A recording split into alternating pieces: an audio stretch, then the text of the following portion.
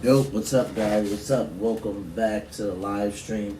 Do me a favor, hit that like button as you come in. Say what's up as you come in. Say where you're watching from. Same rules as last time. Back at it again for the second live stream.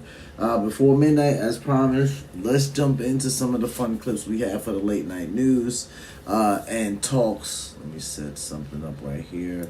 Make sure that when you guys are in the chat, you interact. Shout out for all of you guys that come in the chat and you interact in the chat. Hit that like button. Say what's up to everybody. Be cordial. Be respectful. Keep your opinion short so you don't flag the AI mod. Yeah, and just treat each other with respect while you're in the chat, guys. That's all I ask. I don't censor you. I don't kick you out of the chat unless you are disrespectful toward a mod, a subscriber, a supporter. We don't stand for that here. But other than that, you guys are welcome to share your opinion and welcome to the live stream. All right, so first up, let me take a look here.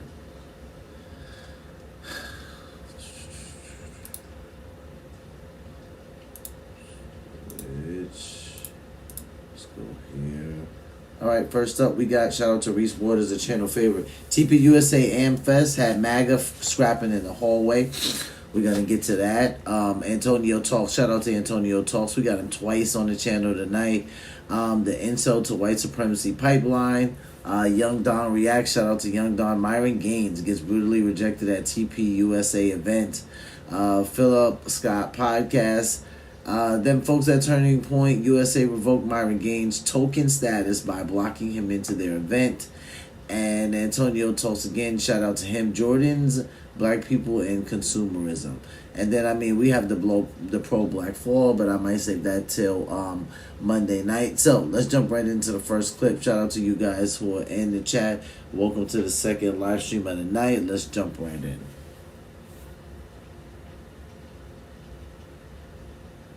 You always wondered why that app didn't exist.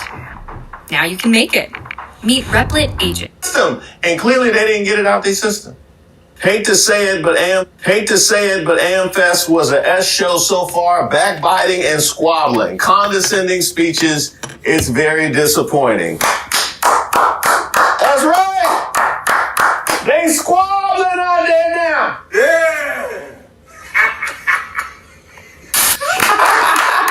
That's right. They squabbling out there now. So your reaction is to pile on calling it an S show. Explain the logic or lack thereof. Ah, yes. Never criticize or course correct. Let it keep happening. Great logic. That is the MAGA way.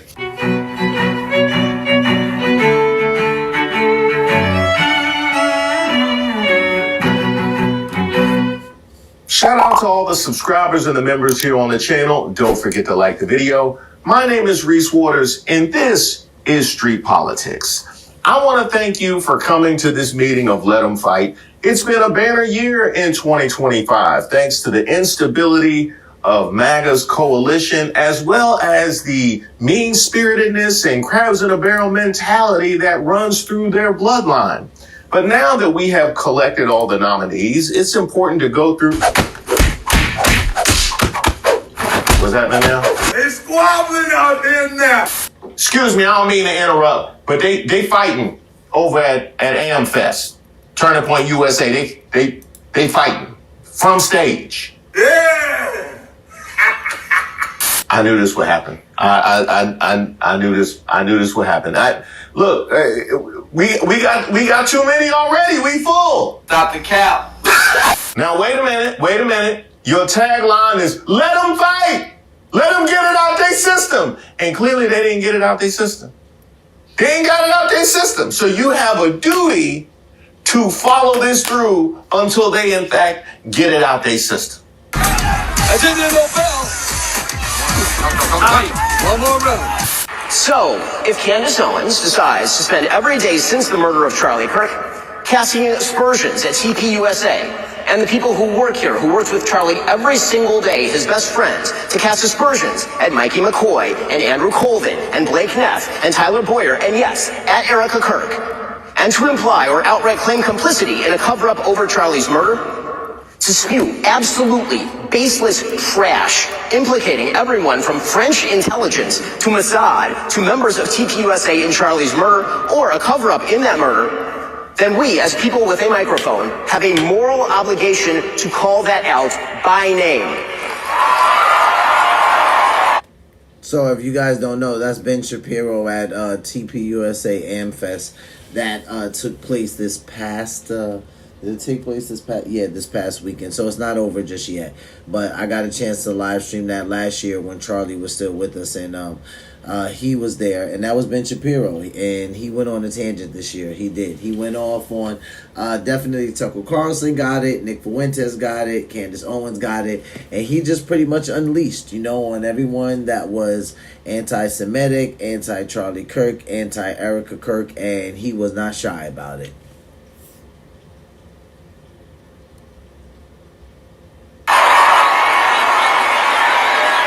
Someone needed to create a path that would allow black musicians from all walks of life to share their... Erica Kirk and TPUSA never should have been put in the position to have to defend themselves against such specious and evil attacks, particularly in a time of mourning.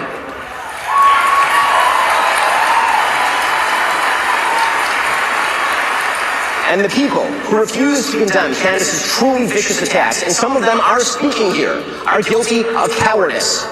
Now, first of all, who gave Ben Shapiro the mic? Was he approved? Y'all put his name through security? Reminder that while Charlie Kirk was still alive, he never had Ben Shapiro anywhere near the AmFest lineup for this year. Probably because he knew of the un-American BS Shapiro would peddle with that kind of platform. A damn shame how Ben Shapiro made it to that stage. So this was how they gonna beat the Israel allegations, is by putting Ben Shapiro up there when he wasn't before. This is like the Shabbat Shalom before he put the cell phone in the thing. Daddy's home. Take his phone Friday night. Shabbat Shalom.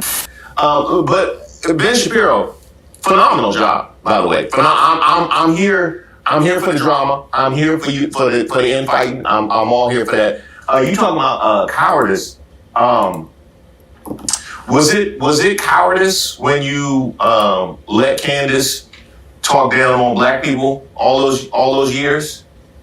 Yeah, talking about how black lives white lives matter. In fact, would that have been? So you guys, you would remember this infamous madness, right? This is when we have Candace Owens and Kanye wearing the shirts that on the back of their shirts it says "White Lives Matter," right? And they did that to fight against the whole Black Lives Matter movement. I'm not gonna lie. Once upon a time in my life when I was still very ignorant, I remember seeing that and thinking to myself, like, what the hell is Candace Owens and Kanye West doing? Like, this is why these two drive me absolutely insane. And then I did my own due diligence and I learned about BLM, what they stand for, where the money was going, some of their financial logs, and I was like, so this is probably why Candace Owens and Kanye did that. Now this kind of makes sense, okay. Cowardice, because y'all definitely platformed that, and you talking about other folks and them not speaking out. Was it cowardice when Megyn Kelly let them come for all the other women and push the trad wives ideology, Christian nationalism taking over on the right wing, and she ain't said nothing? Is that cowardice? But now that the allegations have circled back around, now it's cowardice. Ben Shapiro is so full of it, he hired Candace and let her go after black people and LGBTQ people for years. He only had a problem when she went after his group. He created her, he supported her, he's gone after Muslims, LGBTQ, and other groups himself. Who's he kidding? He's a self-serving racist and homophobe. And you know what? You can feel free to dispute those allegations with your further statements, but we know you won't. Because we have a duty to truth, we also have a duty to provide you with evidence of the claims that we make. Emotive accusations, conspiracy theories, and just guessing questions, that's lazy and stupid and misleading. None of them are a substitute for truth. None of them are a substitute for evidence. So, when Candace Owens says, I don't know, but I know, that is, and we are all more for having heard it. Truth. None of them are a substitute for evidence. So, when Candace Owens says, I don't know, but I know, that is, and we are all more for having heard it. When I watched that the first time around, it was actually more funny than it was the second time. But Ben Shapiro says that was retarded, and we all are more retarded because we actually heard her say that. And I was like, oh man, there he goes with his shots.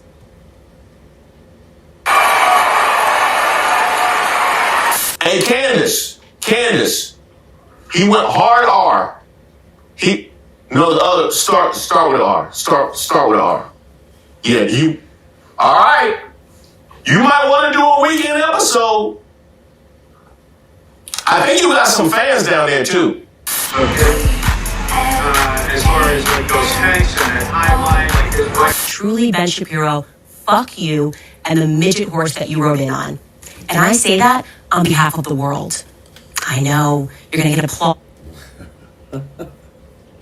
Why is it a midget horse though? What? Oh my gosh. You know what I think she's referring to? Ben Shapiro had this interview with these two guys, and it's like these two gentlemen sitting across from him, and someone did this edit where like he's little. Like I don't know what did they do to him, but he just, I mean, in the interview himself, I didn't even notice this crap until they pointed out. He does look rather like a small man. I'm like, man, it sounds so bad saying this, but it's like they like made him little, you know, like Honey, I Shrunk the Kids or something like that. And I'm just like, oh man, like so when Candace says a midget horse, I'm just like, all of these are just horrible pictures I'm getting in my head right now. Applauded by Konstantin Kisin and Andrew Christ is King Clavin and all of the people, the men who have to keep applauding what you do like you're a 4-year-old to make you feel good. But the rest of the world can't stand you. You're obnoxious. You have absolutely no values that exist outside of the Talmud. You describe yourself as a Talmudic Jew. And I've learned what's in that Talmud, and I encourage other people at home to learn what is in that Talmud so that you know what Ben thinks of you, because he doesn't just hate me, he hates you too, white men. He hates all black people, okay? If he's following the rules of the Talmud, I mean, when I say hates, they think that we're animals, that they have a right to own us, that they have a right to make us worship them, that they have a right to lie to us, that they have a right to sue us and take everything that we have, that they have a right to deceive us, that they have a right to treat Charlie the way that he treated Charlie while he was alive, only to then try to defraud the population into thinking that he is somehow a part of his legacy, that he somehow cared about Charlie Kirk and cares to protect the people that are working at Turning Point USA. Goodbye, Ben. Goodbye. Question is, how much more money is Ben Shapiro going to spend to make people think that he's popular? How many more articles is his father going to write under a pen name, Hank Berrien of the Daily Wire, under the pen name Hank Berrien, as he wrote while Ben was at Breitbart, before he turned his back and betrayed them too, because that is his nature. He's one of these belly creatures, sliver on. Question is, how many more weeks and years do we have to keep pretending like Ben Shapiro is relevant? If you're watching this right now, I hope, I pray that you don't just scroll past. I hope that when your heart hears. And Megyn Kelly, don't think you won't get away from all this. No, he did say your name. No, Megyn Kelly, not the R word. He said your official name. So no, Tucker Carlson is not an excuse to go silent on Candace's targeting of TPUSA.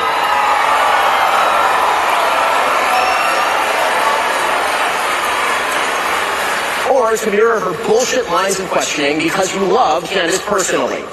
The same holds true of Megyn Kelly, a person I consider a friend, characterizing Candace as a young mother and thus shying away from condemning her actions or filming about them. That is a non-starter. Meghan Markle is a young mother. Ilhan Omar is a young mother. That doesn't matter.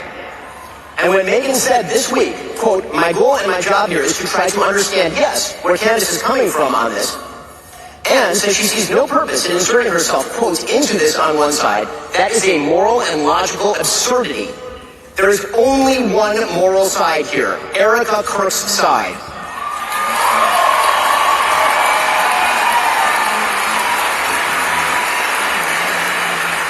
You know, the side of the widow with 2 children, whose husband was shot live on camera in front of all of us. Friendship with the person accusing TPUSA of a cover-up of Charlie's murder is no excuse for cowardice. I told you. I told you. Fight back, Megyn Kelly. No, that doesn't mean reflexively attack black people. That's not who attacked you. It's so hard dealing with you. It's so hard instigating with you. Only cowards tolerate conspiracy theorists. Ben Shapiro delivered a barn burner tonight at TPUSA. Who called Barry Weiss? Who called? Oh, because I said the R word. Shapiro delivered a barn burner tonight at TPUSA. Who called Barry Weiss? Who called? Oh, because I said the R word. Ain't you supposed to be helping lift up them CBS News ratings? No, that town hall with Erica Kirk lost to reruns of ridiculousness, and that runs 24 hours. No, the Erica Kirk TPUSA town hall lost to reruns of what's happening now. Not even what's happening, the what's happening now.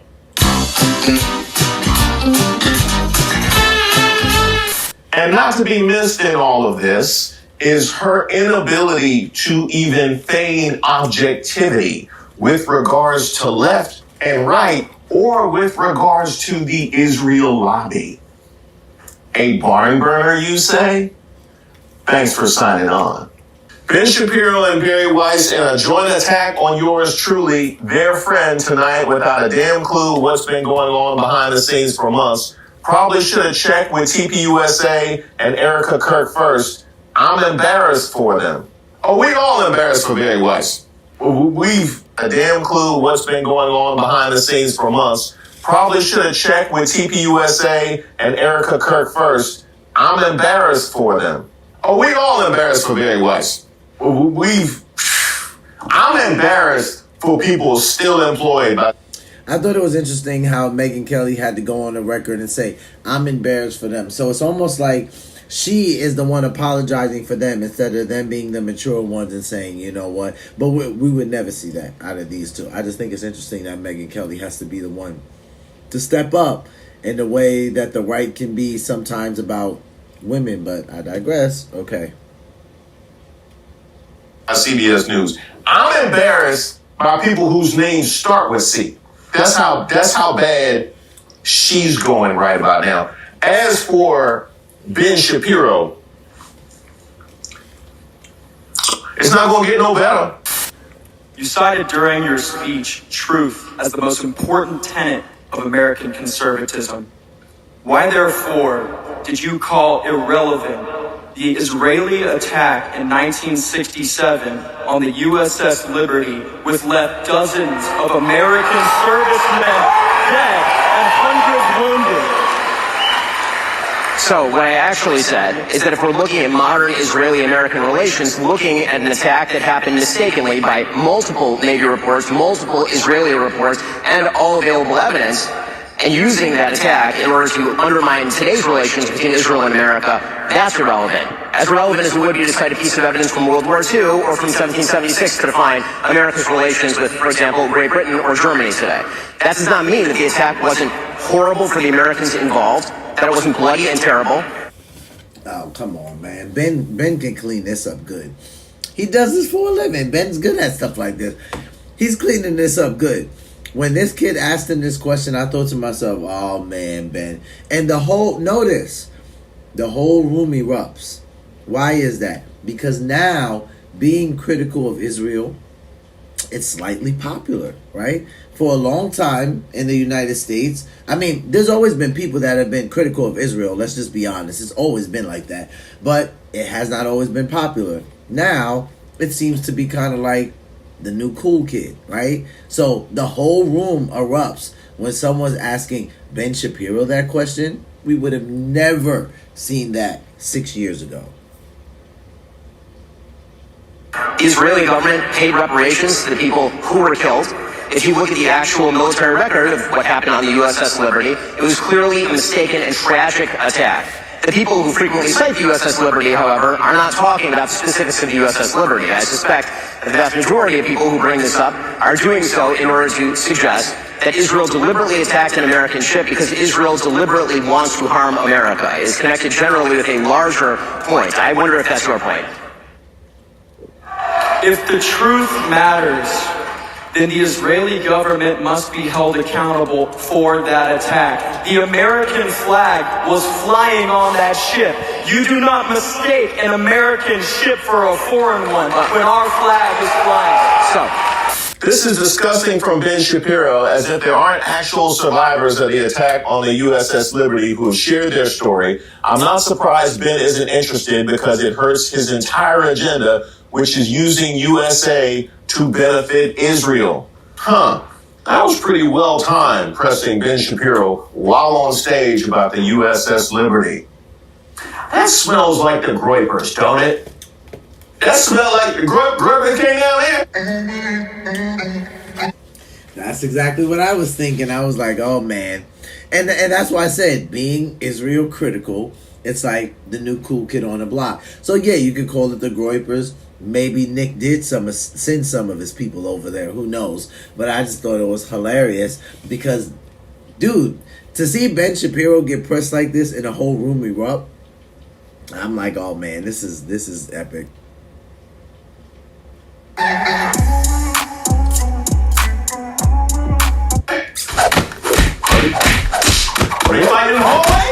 John Doyle tried assaulting a Groyper after getting pressed.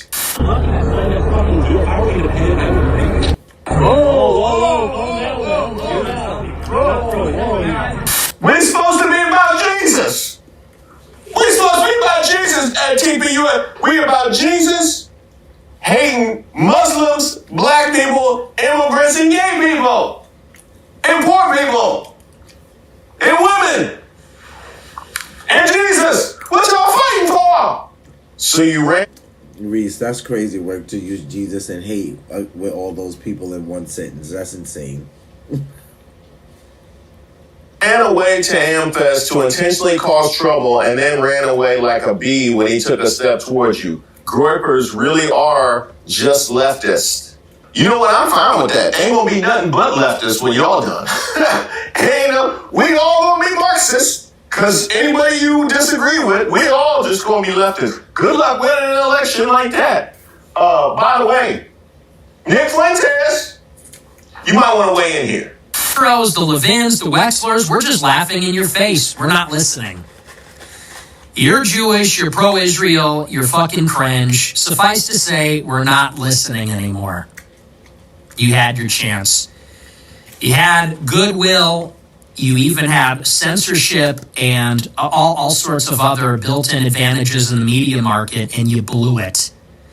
With your disingenuousness, with your omissions and your lies, your hypocrisy, your cancel culture, you blew it. Think about the advantage that they had. A guy like Ben Shapiro, he had no rivals. And Tucker pointed this out. Shapiro has a deal with Facebook. I imagine. I told you, and you know, the way Nick said it right there is perfect. He had no rivals. That was my point. That's why I said for someone to say this to Ben Shapiro in the public square and the whole entire room erupt, especially against Israel, it's like, wow. I mean, Ben held his composure, but still, I know this was something that was new for him because I said 6 years ago, we would have never seen anything like this. So whether it was the Groypers, whether Nick sent them or they snuck in the back door, when that guy asked Ben Shapiro that question, the whole entire room erupted. Imagine he has a deal with YouTube. So while everybody was being censored by Facebook and YouTube, Shapiro was being promoted. Do you know what a good deal that is? That would be like if you went into business selling hamburgers, and the government said, we're going to subsidize Burger King, and McDonald's is not allowed to obtain a business license. That's the deal the Daily Wire had going. They were like the number 2 advertiser on Facebook for a decade or something like that. The number 2 most prolific ad buyer on the platform. Meanwhile, and that's the biggest platform. Everybody else was banned.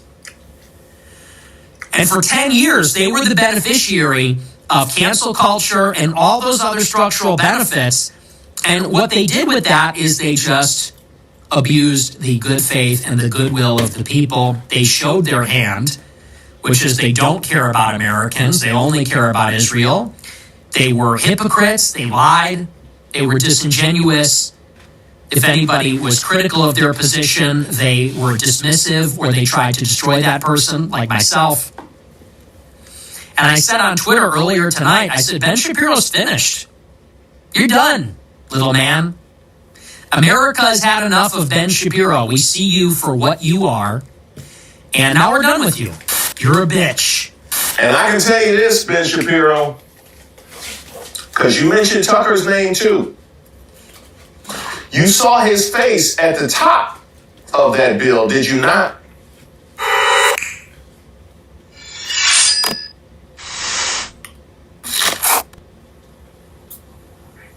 So how did you think this was going to go?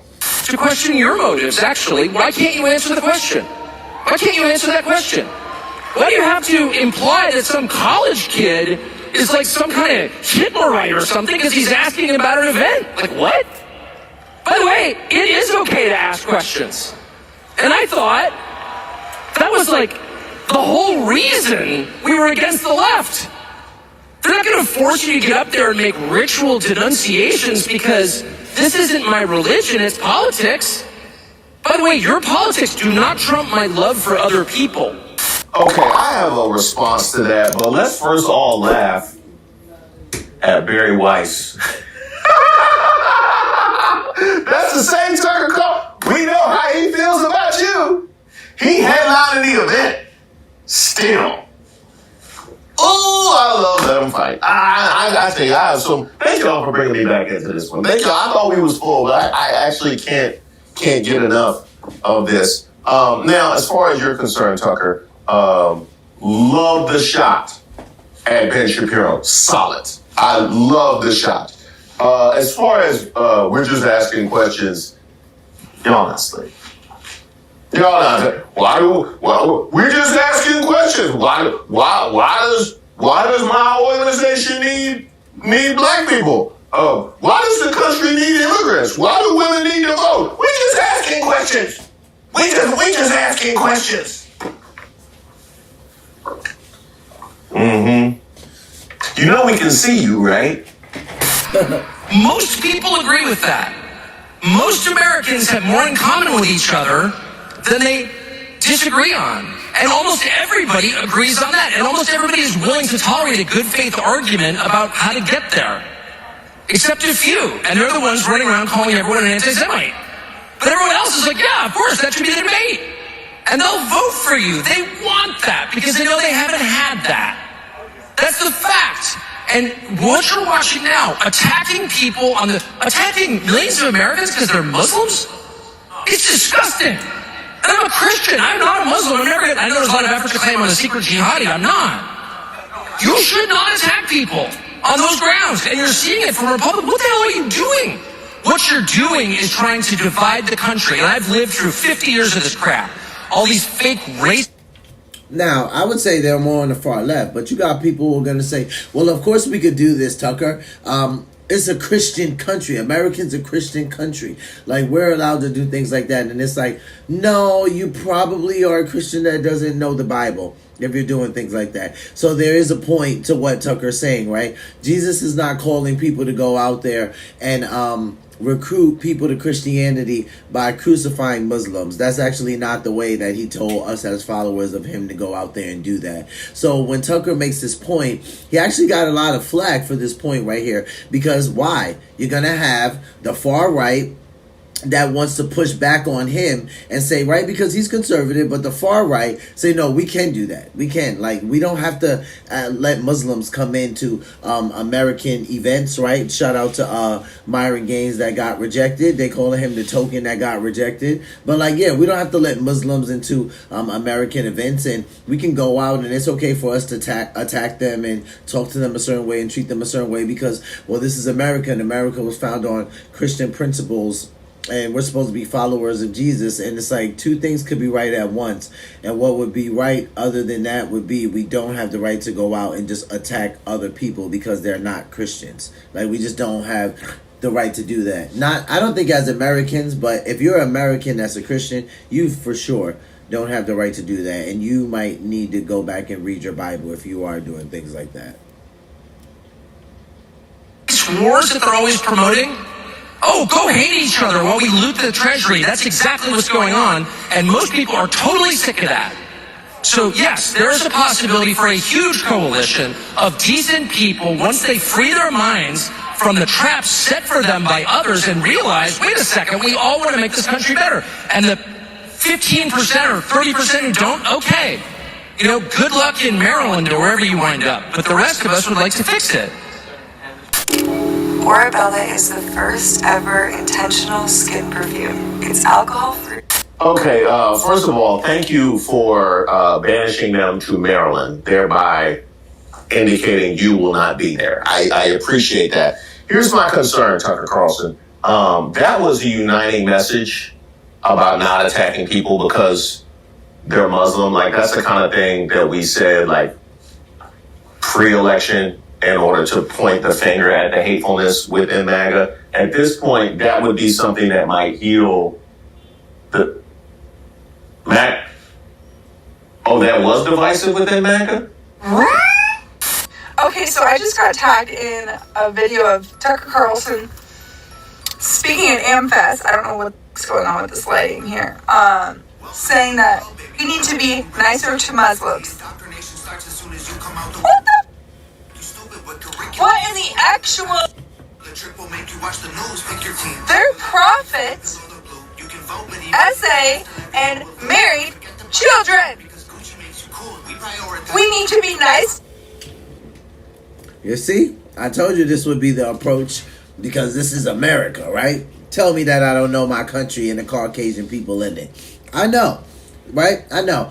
And because their prophet essayed and married children, that does not still give us the right as Christians, right? First of all, if you're not a Christian, I don't know why you would be attacking any religion. Why? Because like you're just going to be a Buddhist, attack it, whatever. I digress. But if you're not a Christian, you for sure don't have the right to do this. And this is where I'm wondering to myself, you know, Reese has his little quotes. He says like, you know, who raised y'all?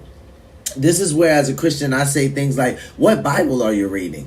Like, there's no Bible that, as much as the pagan gods had people doing the craziest stuff, Jesus never okayed his disciples or anybody to go and just start mistreating people or doing whatever they want to do to them because they were not followers of him specifically. That's just not how Jesus calls people that follow him to act. But we're going to see what America thinks about the Bible. To somebody who believes in prophet who does that to children? I'm sorry. How much do they have to pay you to say that to a crowd of Americans? They are nowhere remotely even close to a peaceful Christian message. Wow, I gave them too much credit. My bad, Tucker. I gave them too much credit. I thought that not hating people because they're Muslim would be a uniting message. I didn't realize just how far gone MAGA in fact was. And Reese, you should have already known this, Reese. You should have already known this. This is why as soon as the lady popped up, I said I could have put my vehicles on this won't be a black lady. And if it is, she's drinking something and it ain't just Kool-Aid. But when this white lady popped up and said it like that, I'm like, oh yeah, I knew this was coming. I for sure knew this was coming because we just let it fly over our head. The fact that she says we have to be nice to people. It's like, dude, yeah, you have to be nice to people that don't agree with you. Yeah, right? Like, you're nice to pedophiles right now. You just don't always know that you're talking to a pedophile. Right? Because some of them actually have some sort of privacy.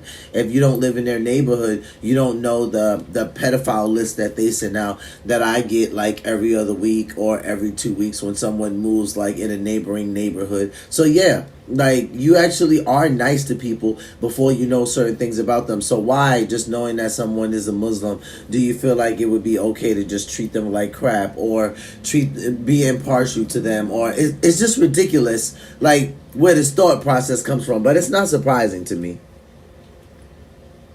I certainly hope the Muslim for Trumps heard that one.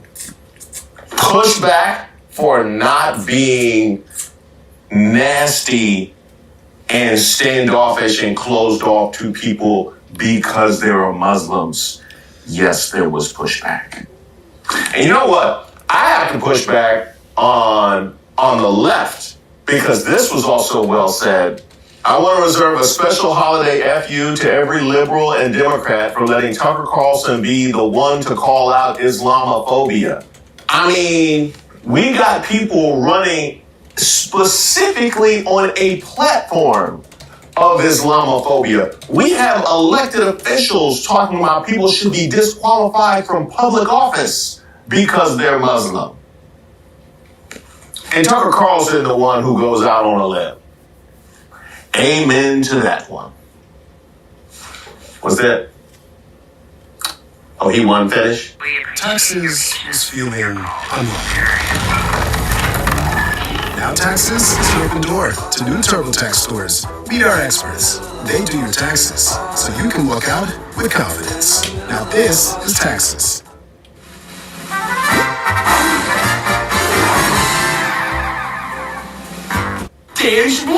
Tucker Carlson's speech at AMFEST may go down as one of the most historical speeches of all time. Anti-Semitism is not just naughty, it's immoral. And it is precisely as immoral as hating any other group. And that would include other groups in the United States that are hated and have been under attack for decades. Okay, we're Tucker Carlson, where you going with this? No, he's trying to get booked at Essence Fest. He's trying to get booked at Essence Fest, that's all. Now you ain't slick, Tucker Carlson. And that would include other groups in the United States that are hated and have been under attack for decades. And that would include white men. Is you talking about light-skinned? Is it biracial or? Is you talking about black men in tan suits or with a perm, like the black men of old that had the perm? Yeah. He really said white men, didn't he? He really said white men. Wait, no waiting, boy. Who did nothing to become white men. They were born that way. And just because you have a beef with a white man, let's just say Donald Trump, doesn't mean you get to punish all the rest of the white men in the country. I'm glad you mentioned Donald Trump. No kidding, Tucker Carlson. So, keep that same energy when, right? Because Tucker Carlson has some black friends. He's had black people on his podcast, right? Keep that same energy, Tucker Carlson, when that's happening to your black friends, your black constituents, right? Just because someone's upset with one person, right? With one black guy that stabbed a white lady. I mean, was she white? Was she not an immigrant? But whatever, I digress. On the train doesn't mean every black guy is going to want to stab you in your neck on the train. I mean, no kidding, Tucker Carlson. Good job, buddy. Good job. So you don't want us putting all the white people in the category of the ignorant whites. But it happens to people that look like me. I got you, Tucker. I got you. You could have also mentioned J.D. Vance or Pete Hegseth or Howard Lutnick or Scott Bessent or Mike Johnson or John Thune or Elon Musk or Bill Ackman. It's fascinating because we have reason to bring this up regularly because of how often they go here. It is fascinating the disconnect between the oppression that white men will claim they suffer from the reality that they see every single day. Because at the end of the day, the only question that need be asked, if that is how you really feel, is would you like to trade places? Would you like to trade?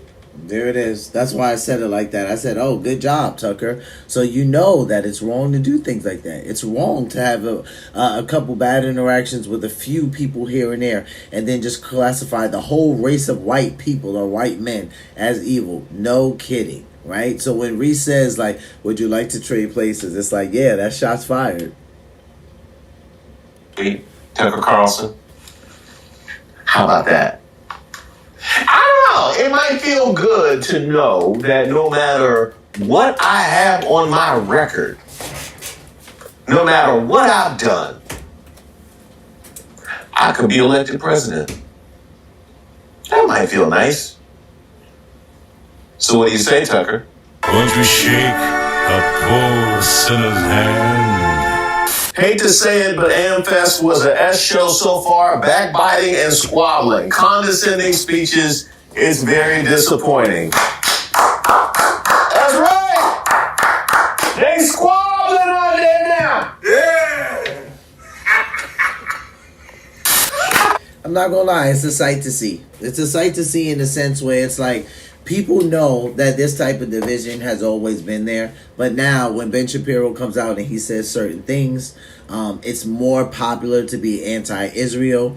There's a lot of division on the right, you know, and I thought I was seeing it a lot 4 months ago. I'm seeing it even more now. I thought I was seeing it a lot 8 months ago, and I'm seeing it even more now. And some of it we're going to see even more close up when we see some of the people who identify with the far right, the far right, you know, some of them who will get on here and they think that because they have melanin in their skin, but they're on the far right, they can get on here and do things like, you know, bash other black people and they'll somehow be accepted, you know, by the far right or the white community in some weird way, and it's kind of annoying. But let's jump into the next clip. So we're gonna go over to let's go to Myron Gaines, y'all, because let's find out what the white people did to Myron Gaines, guys.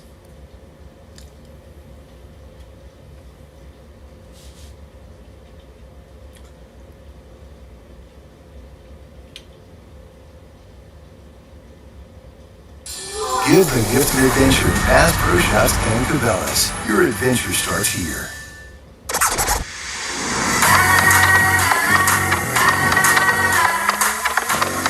Muslims is their conference.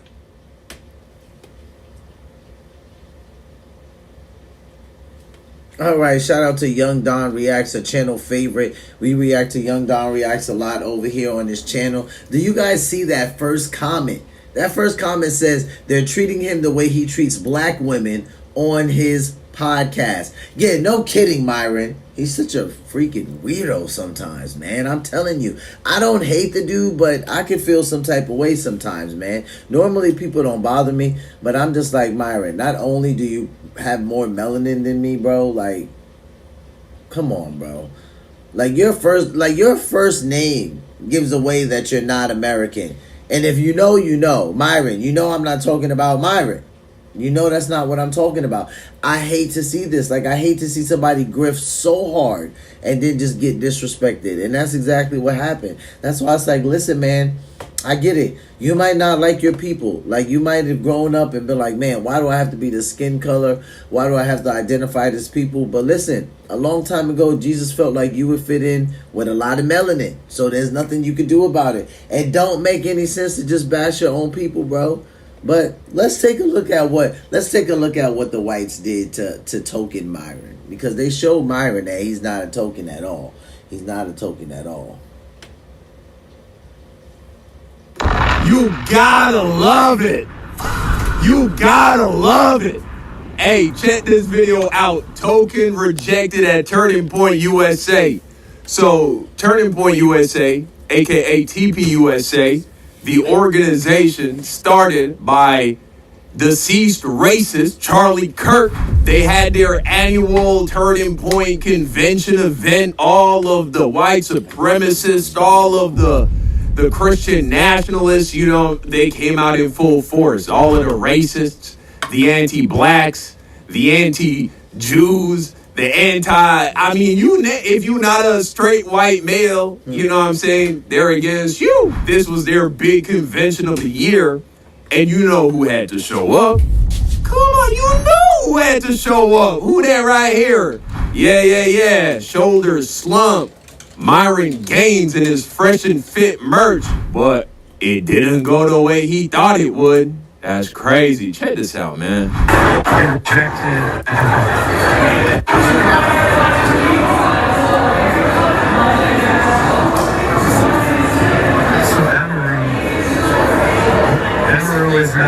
So what's happening, David? Turning Point did a smart thing. They're not allowing Muslims into their conference.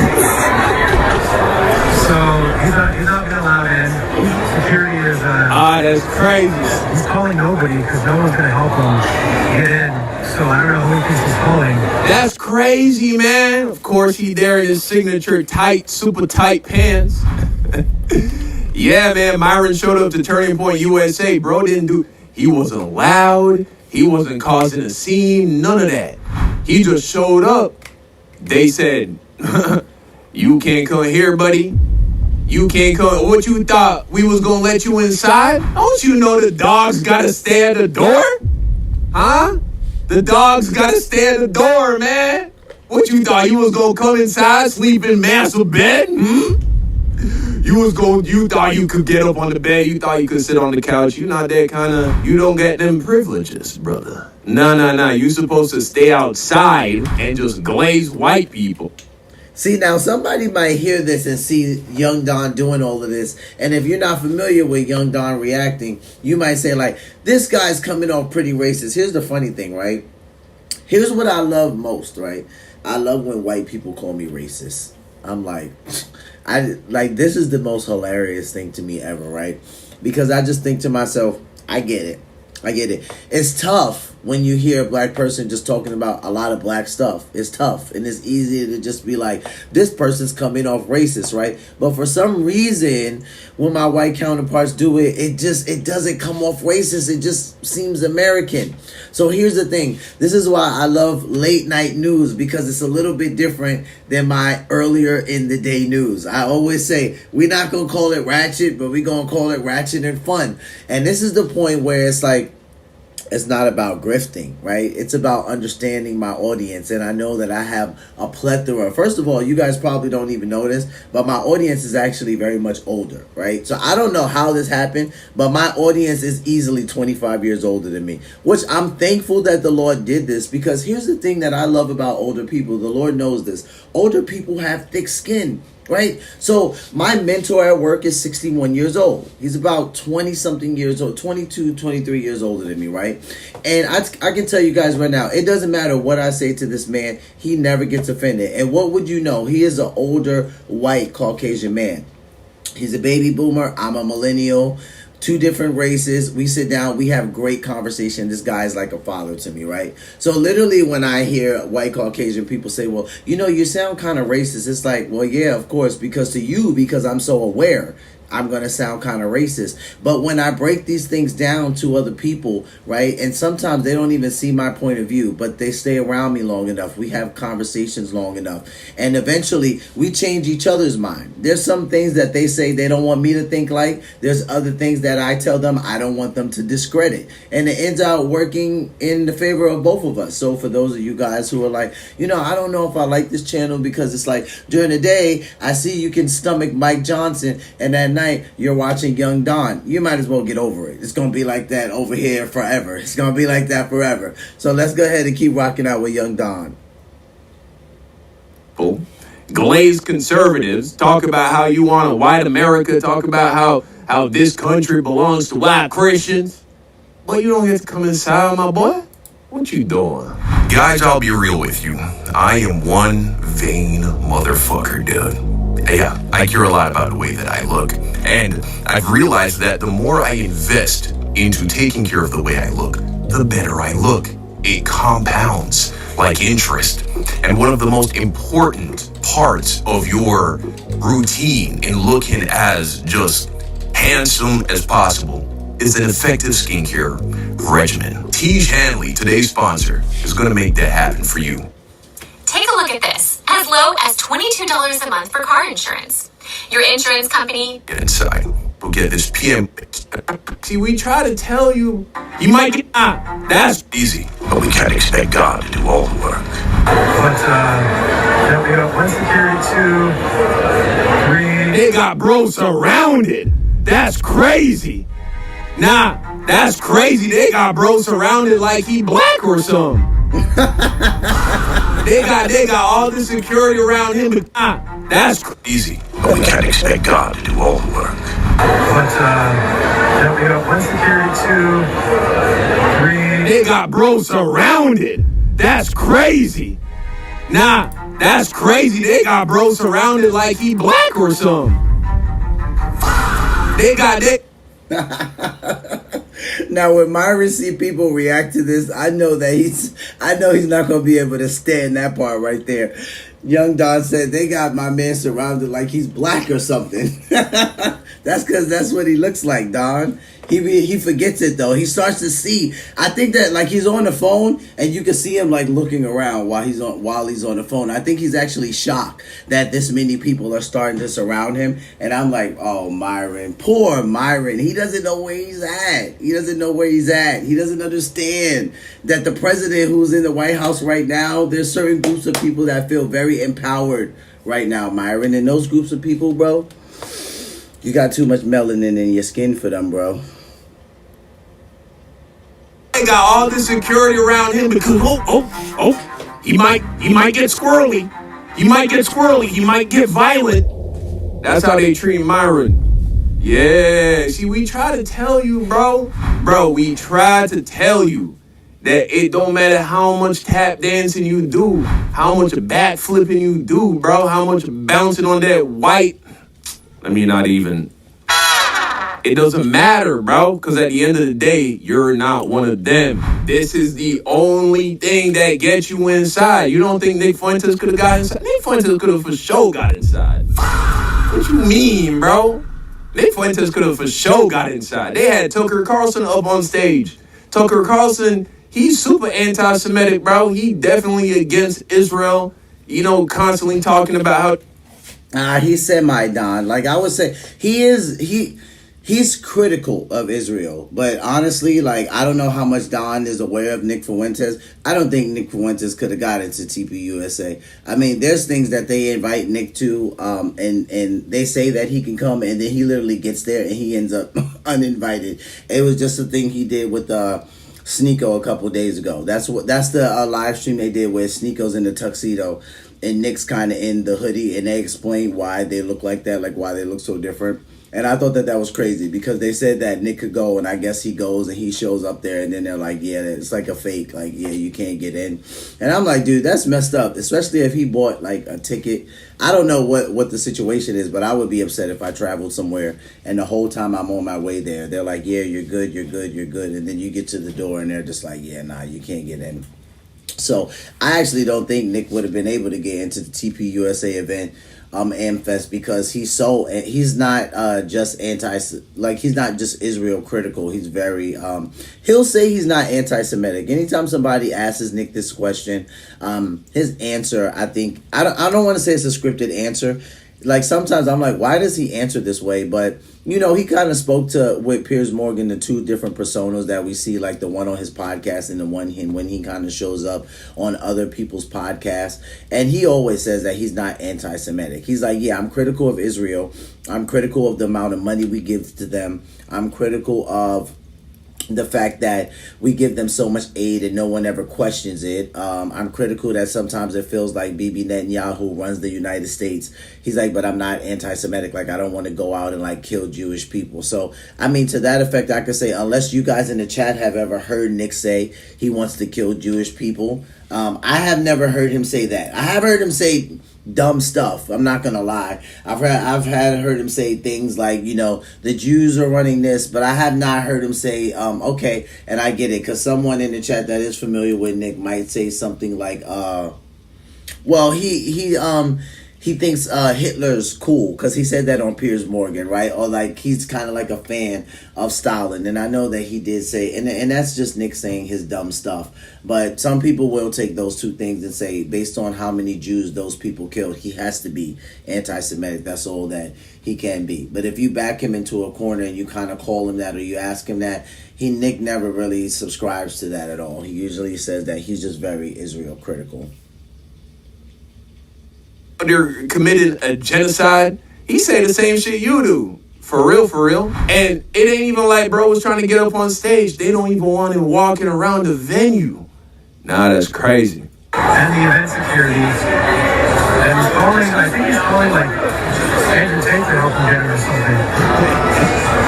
something. Who you calling, bro? Who you calling? The guy in the video said, I think he calling Andrew Tate. Nah, he's calling all the whites in that contact list. Hey, bro, can you get me? Did you get inside? Yeah, I'm inside. Where you at? Ah, man, they having me up at the door, man. They won't even let me inside the main conference hall. Can you come and talk to somebody? Shit, I'm kind of busy right now, bro. I don't even know if I can really do anything for you. Really, man? I drove all the way over here. I bought my tickets. They'll probably give you a refund. I don't want a refund, man. I want to be inside with you. I'm gonna try and... all right, let me see what I can do. 5 minutes go by. 10 minutes go by. He calling back after 50 minutes. Hey, bro. Actually, bro don't even pick up. Bring, bring.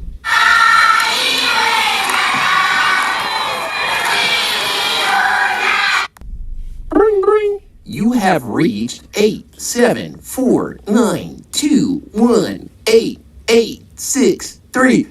That's not a real number. Please don't call that number. I just made that shit up.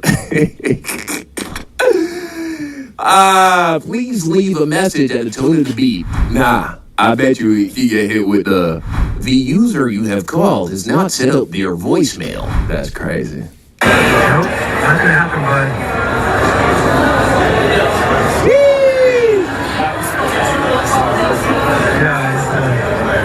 Here at the corner.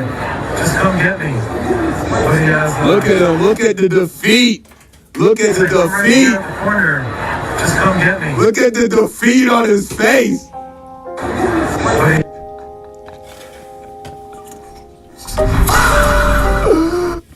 The crazy, he is making this stuff up, Linda. That is Don's way of reacting. It happens all of the time because this is the way that people that do reactions based on like clicks, that's how they react to it. So sometimes it's like, yeah, I can entertain his funny points, but cutting through everything, it's interesting to see this point, right? Because from the person that's recording the video, you can hear him in the background saying things like, yeah, buddy, it's not going to happen. You're not going to be able to get in. Sorry. You could call people to come pick you up, but it's not going to happen. So that's the guy who's actually recording the video, or at least recording and watching it. He's saying all of these things. He also says something in the very beginning of the video. I think it's the gentleman next to him that said that TP TPUSA did something different this year. They said that no Muslims can come to their conference. So no one who is a Muslim is invited in. I don't know how true that is, but that's what the gentleman says at the very beginning of the video that Don is reacting to. So if that's the case, I guess any known Muslim wouldn't be able to get in there, right? Like Myron Gaines is pretty known just because of Fresh and Fit and some of his just like derogatory stupidness on the internet and the way he is with women and some of the stuff that he says, like he, you know, the times when he forgets that he's like black or that he looks black, and that he has a very Indian name, those type of times. So I guess that because he's actually known. And I don't know if someone thought, I don't know why maybe he's gone there before. So that I don't know. I can't tell you guys that. But if he has been there in the past, maybe he got flagged. And this time around, if they change something, they're like, yo, if he shows up, we're not going to let him in, right? Because he is standing there making a call as if he expects someone to come get him, someone to step up and say, yo, he's with me, someone to give him, you know, some type of access, and it doesn't seem like he's getting it. So yeah, we see Don kind of sensationalizing the entire video because he's reacting. He's doing this for clips. But here, when I watch news and I react to like in real life events and stuff, we're just kind of looking at it from the perspective of seeing like what actually took place here when this happened. I'm not reacting to it for clips. That's why I'm not like making up stories and doing the things that Don is doing. But I can hear the gentleman who is recording, and he in the background is saying things like, yep, sorry, buddy, not going to be able to get in. Oh, look at the defeat, man. Bro, I don't know how many times this has to happen to Myron for him to get it, bro.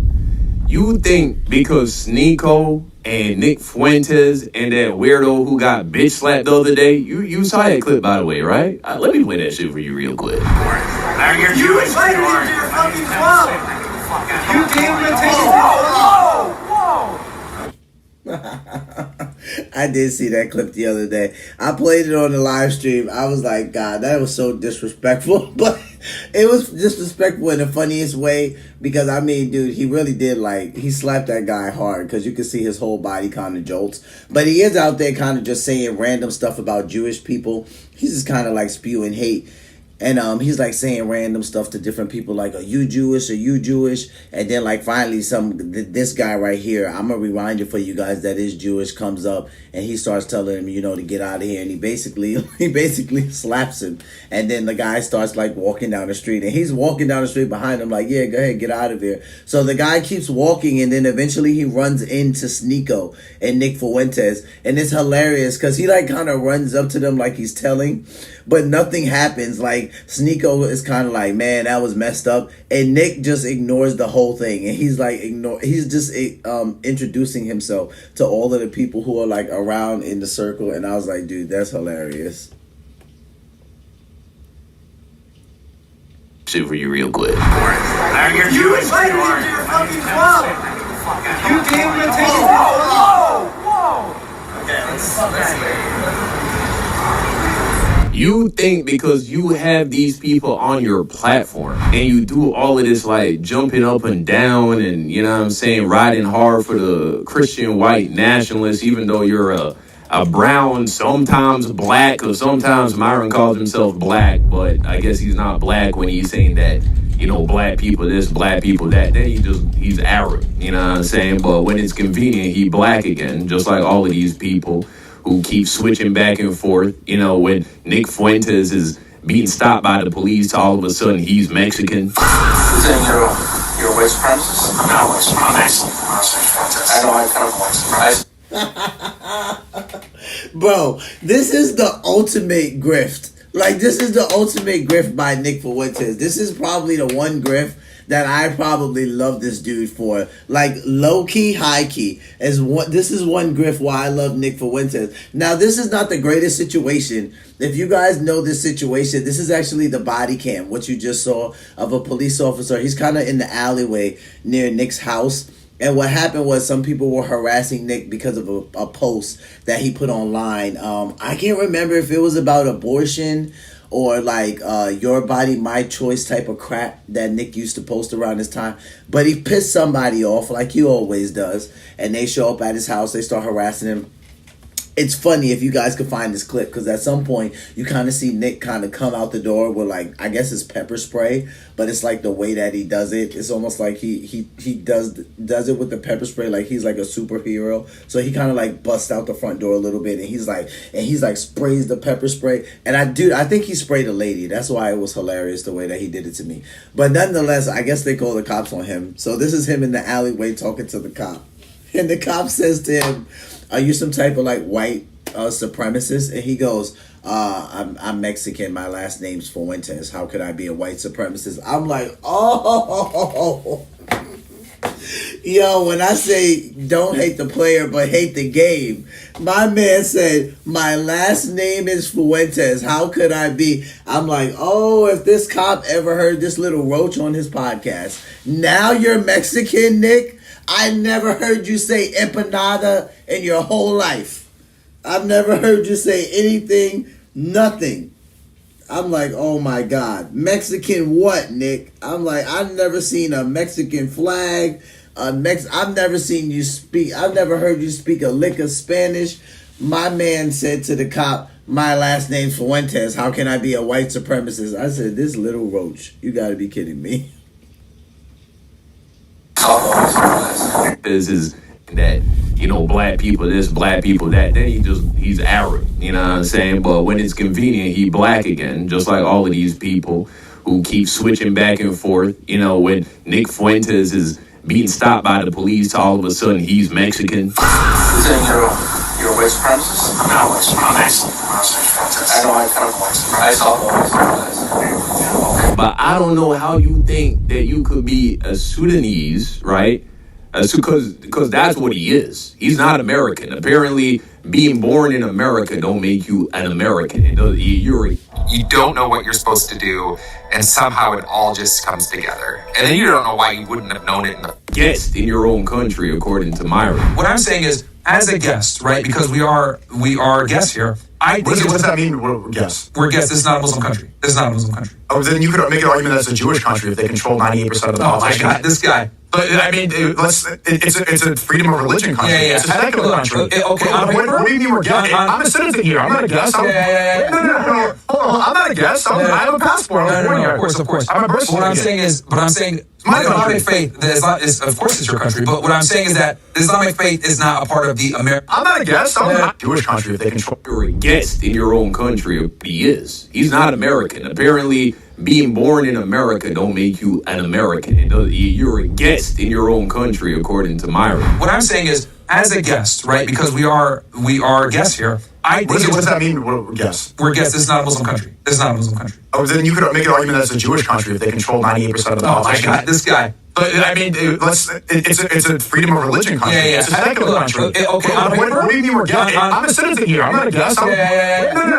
Hold on. I'm not a guest. I have a passport. No. Of course. I'm a birth certificate. What I'm saying, my Islamic faith, of course, it's your country. But what I'm saying is that the Islamic faith is not a part of the American infrastructure. Neither is Christianity. It's not. This country was founded by Christians. But it's not part of the American doctrine. The people that founded this country, it's not the doctrine. Just because the separation of church and state was put in place so that either would not corrupt each other. Unless you're a Christian white male, those are the only people who are true Americans. When are you gonna realize that these white supremacists don't want nothing to do with you, bro? You are just a useful tool, a puppet. And if they truly got the kind of power.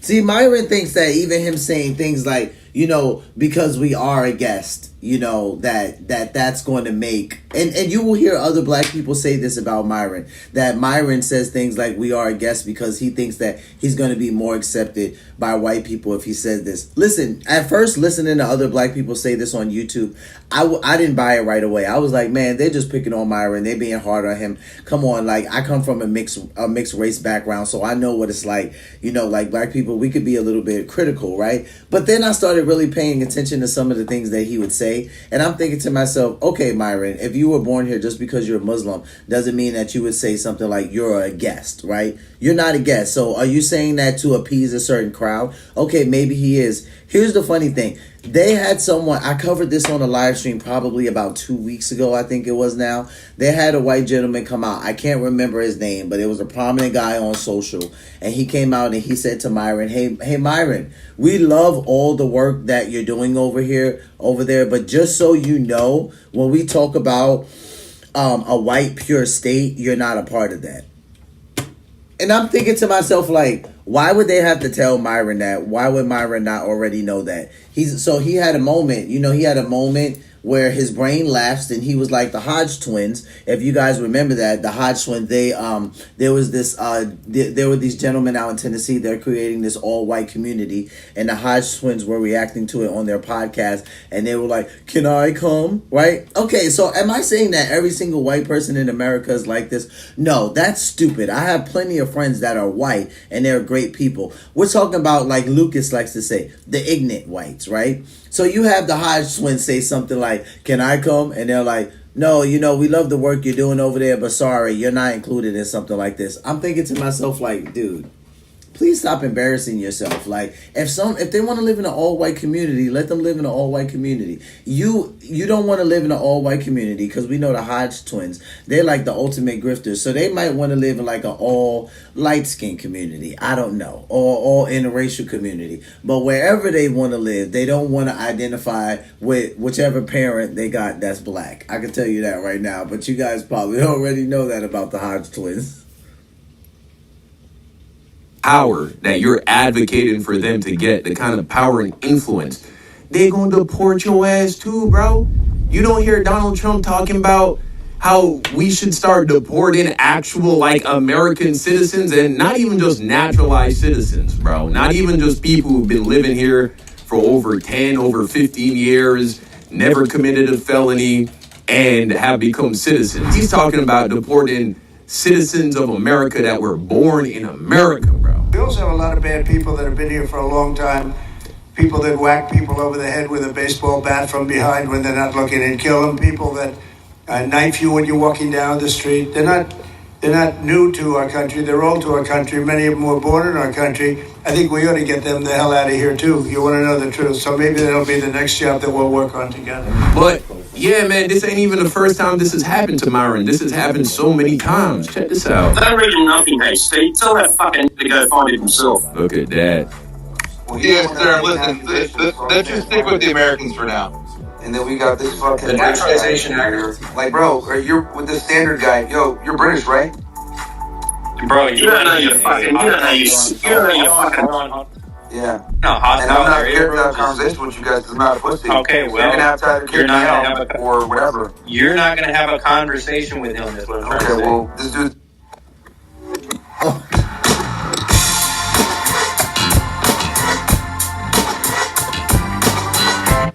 So whatever. Yes, sir. We'll work on knife you when you're walking down the street. They're not new to our country. They're old to our country. Many of them were born in our country. I think we ought to get them the hell out of here too. You want to know the truth. So maybe that'll be the next job that we'll work on together. But yeah, man, this ain't even the first time this has happened to Myron. This has happened so many times. Check this out. That original nothing, hey, Steve. Tell that fucking to go find it himself. Look at that. Well, yes, sir. Listen, let's just stick with the Americans for now. And then we got this fucking... The Naturalization Act. Like, bro, you're with the standard guy. Yo, you're British, right? Bro, you don't know you're fucking... You don't know you're fucking... Yeah. No, and I'm not here to have a conversation with you guys because I'm not a pussy. Okay, well, you're gonna have to either kick me out or whatever. You're not gonna have a conversation with him. That's what I'm trying to say. Okay, well, this dude's so whatever. Listen to that. Listen to how they telling him you're not gonna have a conversation with him. Hey, shh, hey, quiet. You ever seen Caesar Milan train dogs? Now you just hey, quiet. That's what they just hit him with. Could you imagine being in a space and another grown man telling you you're not going to have a conversation with him? Huh? The fuck you talking to, nigga? Guy, like, dude, I know you're mad about this. Like, men, black men are like less likely to fuck other black men. You fucking black. He's not British. He's not British. Kick this. God damn. That's the fucking first mistake you made. He's not British. That's tough. That's crazy. Look at them. They're all laughing. Look at that. And that's how they all treated Myron when he was in there, right? And Myron's right. Myron's on the right side, right? Myron's conservative. He'll grift all day long talking about black people this, where guests that, white people this, right? And then look at how they treated him when he jumped into that live stream, right? They're like, first of all, they're telling him that he's black. Black men are the most likely to da-da-da. I'm like, okay, buddy. And then all this other stupid stuff, right? And then they just kick him out. And then as they kick him out, you see all of them making fun. First of all, I actually recognize a couple of these guys in here just from doing my research about that white Renaissance conference that takes place in Tennessee. The guy that's in the top far left hand, I think it's HT Giga or something like that. This is the guy that has been banned on social media platforms because he's getting on platforms. So here's my thing, right? This is what I mean by that statistics of white men being the leading perpetrator in child pornography or sexual assaults, right? This guy gets on social media platforms and he talks to younger white children about how to hate black people or black children, right? Here was my problem, right? Why are you going in and out of children's chats doing this? Like, why? There's a group of there's a whole demographic that your weird behind could go to, right? Like, I don't know, possibly someone who's 18 to 25, but you want to go to someone who's like 9, 10, 11, 12. He's literally in these people's chat room. I'm going to show you guys exactly who he is on this. Let me rewind the video some. Yeah, okay. Top right, left. Yeah, so top left. Okay, so if you guys are looking at the screen the way I am, he's in the top left. So he's the guy with the glasses, right? I'm going to put it on the screen one more time.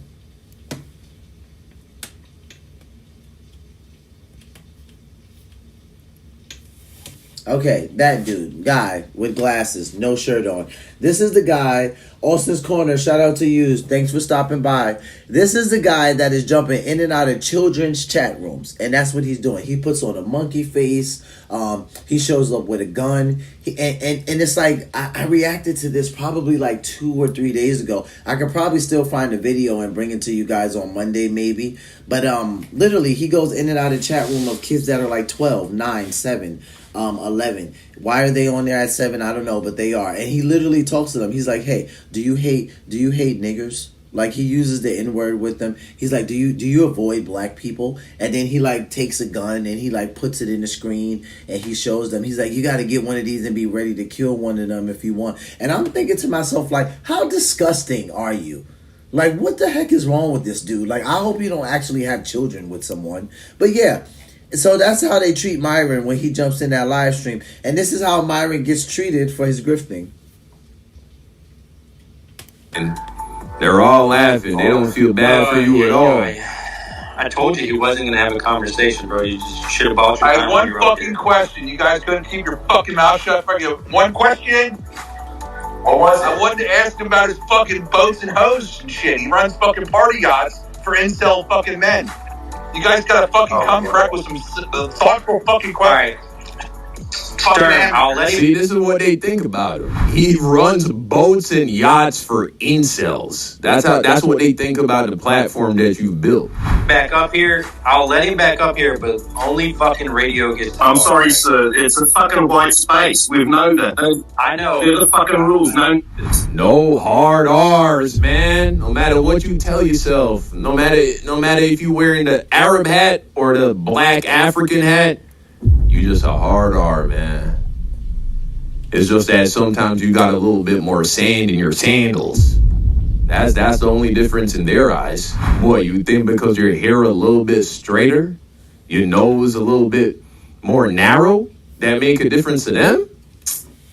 That's what I'm trying to say. Like, my nose is narrow too, so I feel you. Like, I get it, Myron, but you still gotta stay in your place, my guy. Like, you still gotta stay in your place, bro, because every now and then you're gonna meet one of them or somebody that's just gonna feel comfortable putting you there. And even though you're gonna bark back, right, as you should, because I have in the past too, it still just sucks, like, when you drift away from your people and then you're trying to appease this group of people that it's like, bro, come on, man. Like, I get it, bro. Like, you got the straight hair happening, but you got too much melanin, Myron. Myron, you're darker than some black Americans. Come on, Myron. You got too much melanin. Come on, man. They would be lynching you right along with all the other blacks if this was in 1940. And you know what's the crazy part? If Myron actually ever came to his senses and became a pro-black activist, he became a progressive person, yeah, black people are going to be looking at you, you know what I'm saying, side-eyeing you for a little bit. But eventually, if your conversion was true, I think black people, at the very least, they might not embrace you, but they would stop talking shit about you. You feel me? If you course corrected, they leave you alone. Liberty Mutual customized my car insurance, so I only pay for what I need. What a great day. But these people, you're doing the most to try and please them. And it doesn't matter if you do it for another 10, it doesn't matter if you do it for another 20 years, they will never accept you. And so I guess this is Myron's little, you know what I'm saying, arm piece here. This girl, she's standing beside him. Oh, you know, she looking at him crazy. Damn, you got me, you know, I got all dressed up for this. They not even letting you inside. Shit, this is a bad look. He must feel so embarrassed off of this shit, man. You will never see Myron dating a white woman, bro. You will never see Myron dating a white woman. That might sound kind of crazy to you with the way how he, you know what I'm saying, is constantly glazing white people. But you'll never see him with a white woman. You know why? Because he knows that if he gets with a white woman, all of the men in the circles that he operates within, they would all just be talking shit. Oh, she's a swamp. What do they call him? A mud shark. Yeah. She a mud shark. How did that make you feel? If you were to date a white woman, knowing that all of these people that you're trying to be friends with and all of that, how did that make you feel to know that they would despise you if you were to date one of their women? Because black people aren't like that. You know, you could be a pro-black person if you see a black chick and she's dating a white guy. If that white guy is very pro-black, then it's no problem. Yeah, some black people will be looking at her a little bit like, but just take a look at Serena Williams. You know what I'm saying? Black people don't hate on Serena Williams. You feel me? Why? Because her husband, you know, he respects black people. He respects black culture. Serena ain't out here acting like a raccoon or none of that. You feel me? In fact, you got a lot of black people that celebrate Serena Williams. True equality and true freedom necessitates that there are no restrictions that are placed on you as a black person just because you're black. But it doesn't matter how much maneuvering you try to do in these white supremacist spaces, you're not allowed to get with a white woman. God forbid you ever link up with like a light-skinned mixed black girl that's a raccoon, bro. That shit would be so embarrassing. But those light-skinned raccoon girls, they don't want no brown Arab man anyway. They try to get with a white man. You know what I'm saying? They're trying to complete the process and wash all of the blackness out of their offspring genes. They want blue eyes and blonde hair. But shit, man, that's what's going on with Myron, man. He having a tough go at it, trying to fit into these white spaces. He's doing the best he can, but it's just not working out. But y'all let me know what you think in the comment section down below, man. Thank you for watching, and until next time, peace out. Remember to use my link down below to get 40% off your... Shout out to Young Don, a real one, a channel favorite.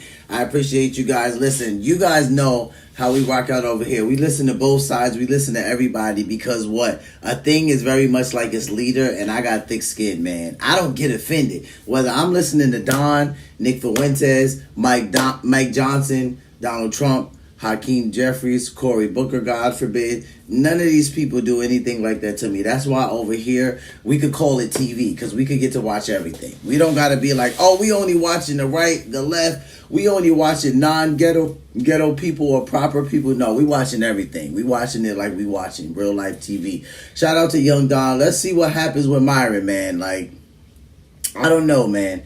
With Myron, it's so bad that people say Myron needs a conversion. They don't like. That's crazy that Don said that. His conversion, basically, I guess from conservatism to liberalism. I don't think it would necessarily be that. If anything, I could see Myron maybe coming a little bit more moderate, but probably not liberal. I thought it was funny. The Colin said, "Whatever, dude. Black women hate when black men get with white girls. They're the loudest haters." And I'm like, I don't know if black women hate it. What they do is they do think that the black guy is kind of weak for doing it, though. I can tell you that from a cultural standpoint. The black woman does think that. They're like, oh, okay. So you couldn't handle a black woman, so you went, okay, I got it. You went to master's wife. It's more like that type of thought process. Just if you want some truth for somebody that got that melanin, you know. Free information. All right, guys, let's jump to the next clip of the live stream.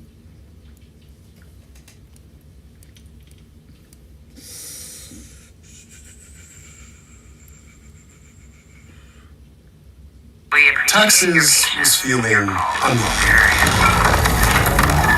Now Taxes is an open door to new TurboTax stores. Meet our experts. They do your taxes, so you can walk out with confidence. Now this is Taxes. We live for the moment. Whether across the world or right across... Not white, and he is not invited in. Boy, how many times have these folks got to let Myron Gaines know that he is not white and he is not invited in a circle like that? Now, I saw a couple of times where people have sent me links of these people just talking down to Myron. They calling him all kind of N-words and everything, and he's just sitting there taking it because he wants to be the buffer. And I guess Myron didn't get the memo that the day of the buffer class is ending. And so Myron tried to go into a Turning Point USA event. And I want you to see how them good white people did with old Myron over there. They rejected.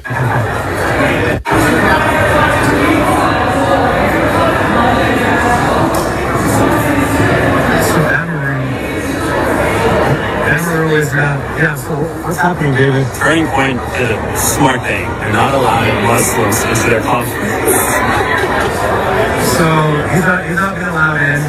Security is he's calling nobody because no one's going to help him get in. So I don't know who he thinks he's calling, but we got 1 security, 2, 3, and the event security. And he's calling. I think he's calling like Andrew Tate to help him get in or something. Nope, not going to happen, bud.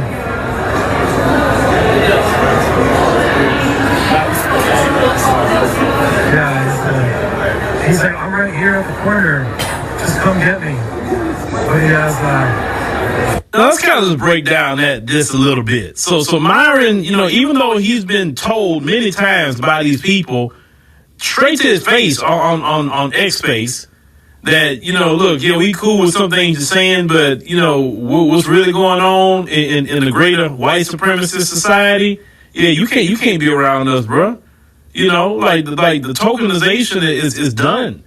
Now, I remember the guy, who's it, Nick Fuentes. He had said about that he was tired of seeing people like Jason Whitlock and others who are out here making buku of money, spewing their talking points. And they like, we don't need them. We can say it ourselves. And we'll make the money, right? So that's what they own. They don't want to go through no black token anymore. They want to say it themselves. And what I say to them, right on. You need to say it yourself. Don't sit up here and use no token. Let me tell you something. See that little game playing that some of these immigrants like Myron likes to do? I'm going to go join Team White Supremacy. All the stuff that he say is white supremacist talking points. All of it. And with them folks are letting them know that, no, you better go find your own place. You can't come here. They stopped him at the gate. They know who he is. They know who he is. That's not that they don't know, or whatever. They was told, don't let him up here. We don't want him up here. And you sitting there looking stupid. See, there's no way as a black man, no, ain't no way you gonna sit up there and tell me one good time that I can't be around you for whatever reason. You're not gonna see me again. Because number one, you're not gonna disrespect me like that. So I'm gonna leave just so I don't cross into anything. You know what I'm saying? They talk to Myron like the N-word that they look at him as. And this is facts for like most black people. Just so you guys get a short free lesson on black culture. I was sitting at work right before I started my vacation with my mentor. Again, about 62-year-old white Caucasian man.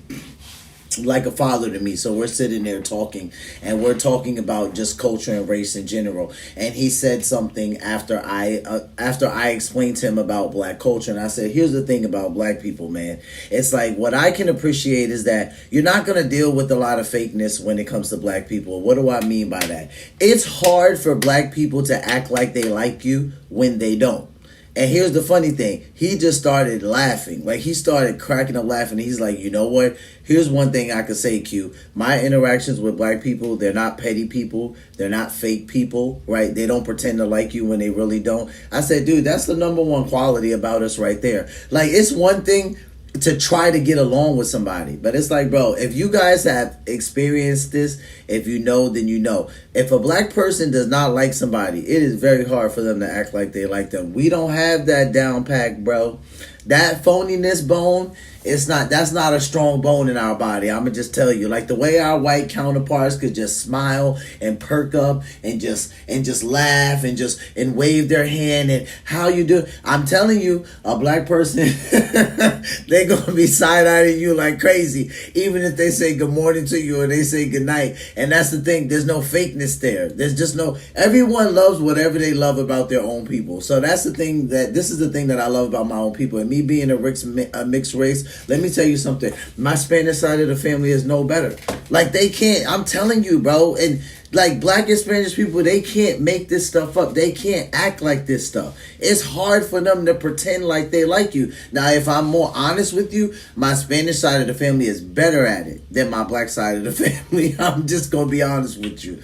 Like, but that black side of the family, boy, I'm telling you, they don't like somebody, they be like, oh no, don't bring that MF up in here. Don't bring that B up in, and they not even holding back. Like, the moms ain't holding back.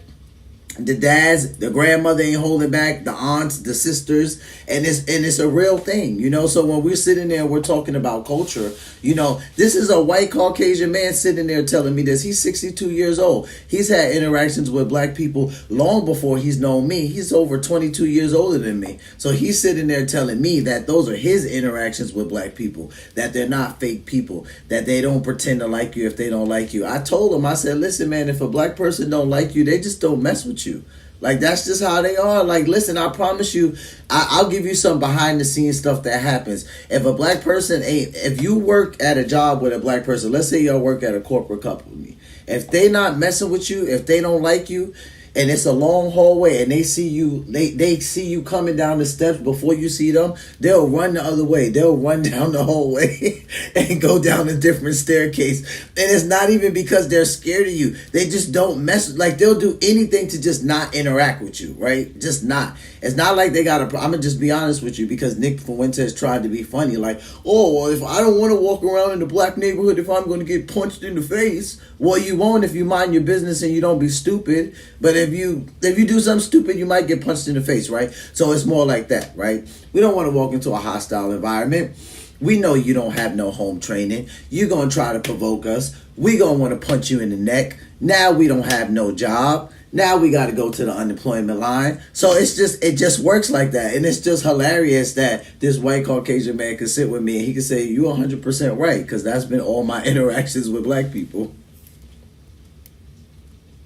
See, he sat there and took that mess from them people and still trying to speak against us. See, Myron, even though we got issues with you could have got into the HBCU football game.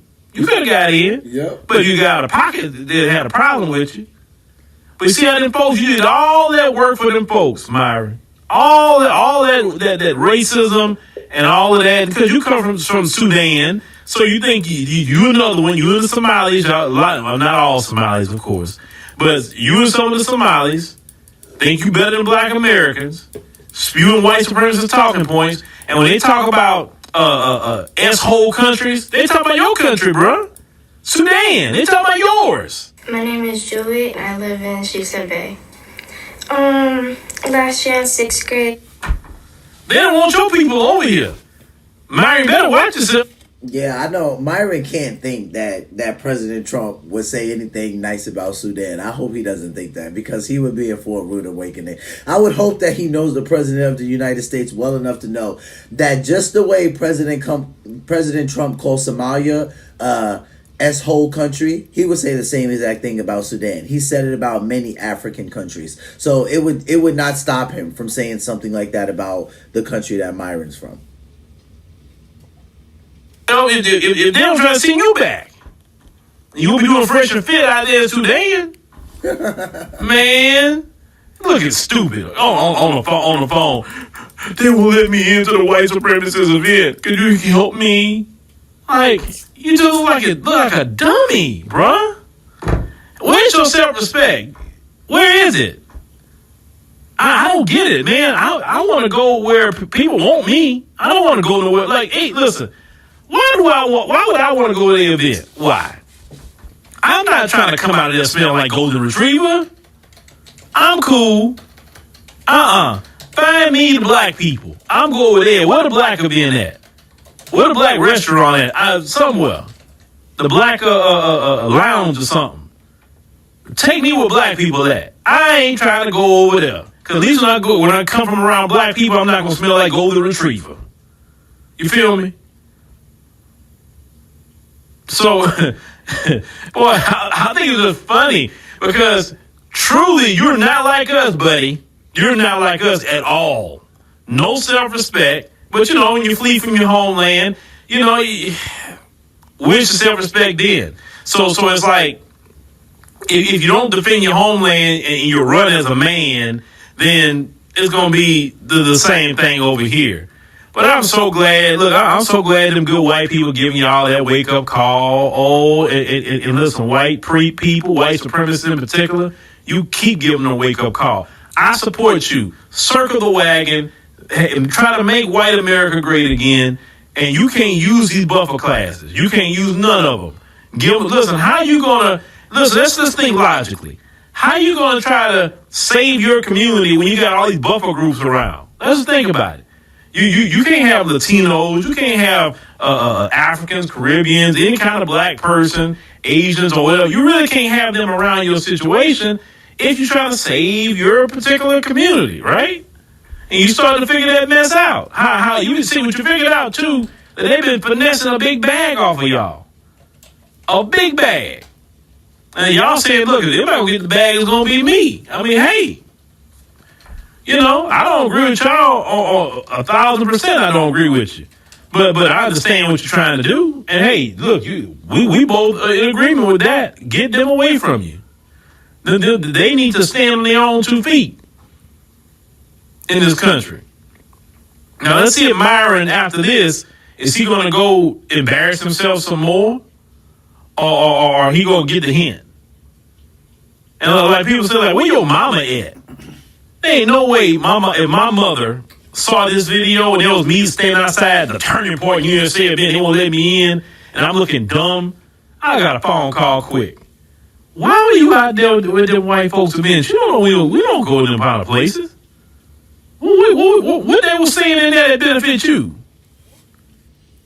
He's not even lying, because his mother would say something like that. That's a whole generation behind him. So, of course, if she's a baby boomer or a silent generation, she absolutely would say something like that about a meeting like that. That's why I told you guys, like, with black culture, we already know what's coming. Like, we already know what's coming. So let's see what happens. I did something on a live stream. Now, this was probably like... Guys, I'm sorry if I can't always remember the exact date for you guys, but I'm usually right in the ballpark because we go live every single day except Sunday. So Sometimes the days just mesh, but I think this live we started late Saturday night. We're already into Sunday, so let's say this live was like somewhere between Thursday, maybe Wednesday and Thursday.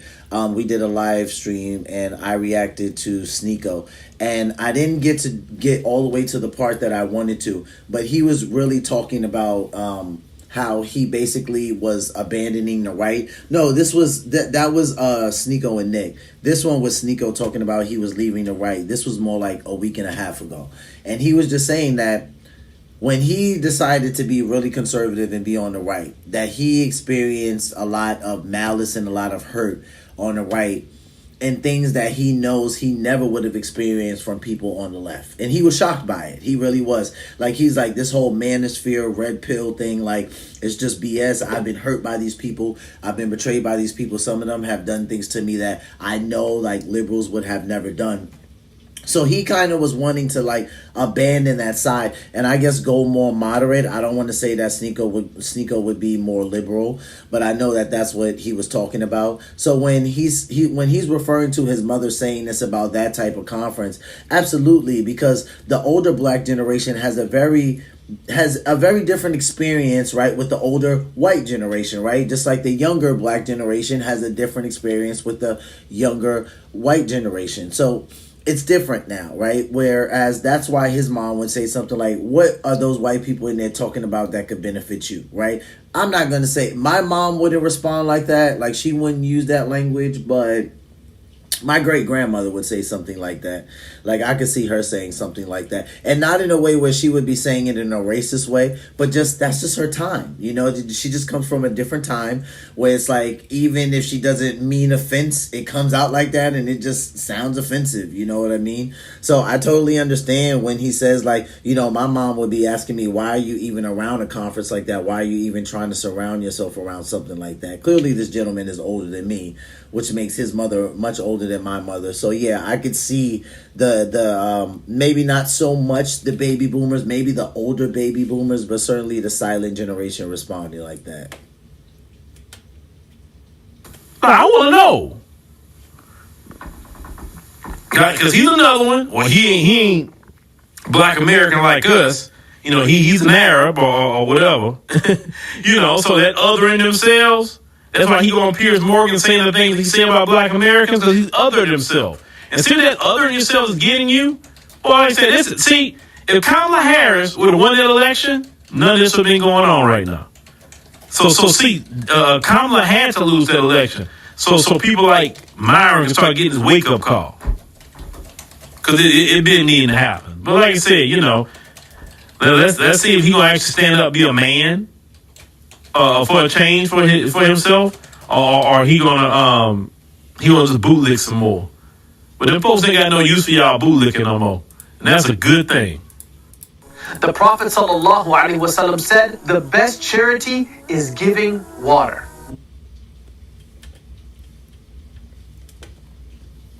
All right, well, all we can hope is that Myron has learned his lesson from that experience. I wonder if he's going to talk about it on his podcast. So I'm going to be looking out for that for the next couple of days. We're going to go over now to Antonio Talks / Antonio Speaks. Go check out both of his channel. Antonio's a channel favorite over here. We react to him often. I love his content, love his point of view. So I got two things by Antonio we're going to react to tonight. But the first one up is going to be the black community and their Jordans. So those of you that know, you already know. I'm going to let Antonio do the talking. I'm not going to spoil it. Let's jump right in. Sales and, you know, it's a whole... So last Saturday, the Gamma 11s dropped. These are a pair of Jordans, and if you know anything about the black community, we love us some Jordans, man. They said this from and we have to find it out. Oh my god. Oh my god. Alright, okay. Oh. You doing it a little time. Oh. I can agree on that. Oh. Look, man, look. Oh. It got mine. I got him.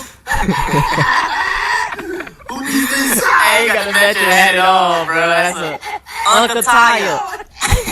Now I'm gonna say this. As a whole, I feel like we all should not play into consumerism as much. That could be black people, white people, Hispanic, every race of people. Now, what I don't like though is the over criticism and dogpiling of black people for literally everything. Now, with this whole Jordan situation, I mean, like I said, I'm not into overconsumption and all this consumerism, but literally every race of people have this problem. A few months ago, there was a Stanley Cup that came out, and guess who was in them lines acting a fool? Waiting in line from 4:30 a.m. to 8 a.m. for the pink glittery Starbucks.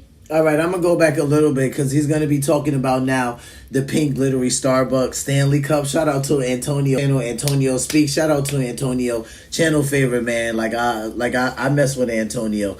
So he's going to talk about these Stanley Cups. Here's why I focused on this, because I love that he pointed this out, right? A lot of people are going to go in because they're going to see those black people reacting like that over those Jordans. And they're going to be like, look at these black people, man. They always complaining about this and that, food stamps this, food stamps that. Even though we seen plenty of white people, especially when the government was about to snap, we saw all y'all come out the woodworks. Everybody, right? But nonetheless, that's what they're going to say. Everybody has their thing. Everybody, every race, every culture, it doesn't matter who you are, you have your thing. There were these Stanley Cups. There were these Bear Cups from Starbucks. And I'm going to tell you guys right now, who do you think was trying to buy that? It was not a whole bunch of black people. I'm just going to be honest with you, right? It's a cup. It's a mug. Like, it wasn't a whole bunch of black people trying to buy this, right? But there was a whole bunch of our white counterparts, in line at 3, 4, 5 in the morning to get a Stanley Cup from Target, to get a see-through Bear Cup from Starbucks. And I'm thinking to myself, like, what in the craziness over a mug is happening? But it's the same thing. In the black community, what do you got? You have black people standing in line at 3, 4, 5 in the morning for a pair of sneakers. So what Antonio is saying is that he doesn't like the fact that people harp on black people and say, oh, black people want to buy this stuff that doesn't mean anything. They buy such stupid things. He's like, guess what? Every race has dumb things that they buy. We all have stupid things that we buy. Guess what? I mean, I've always liked them, but coming out of the Marine Corps, it was a lot worse. I like to buy guns. There's some people that won't stand in line for certain accessories that come out for a gun. I will. Some people won't stand in line for a brand new scope, right? Or a certain type of hunting gear. I will do that, right? But some people will look at that like, that's white. Why would you do something like that? All right. Well, is it a white thing, or is it just a hobby that I happen to be into that most black people might not be into, right? So it's not like there were no black people looking for a Stanley Cup. It just wasn't a lot of black people looking for a Stanley Cup. It's not like I've never seen any white people stand in line for Jordans at 4 a.m. I actually have, just not a whole bunch of white people in line for the Jordans. So let's keep watching to what Antonio has to say. Stanley. A few months ago, there was a Stanley Cup that came out. And guess who was in them lines acting a fool? Waiting in line from 4:30 a.m. to 8 a.m. for the pink glittery Starbucks Stanley. Like, look A worker coming out telling us only one per person and you have to receive a ticket in order to get one. So excited number 22 of only 35 cups available. You don't see a black person in these lines. So worth the wait, look how beautiful. Another video.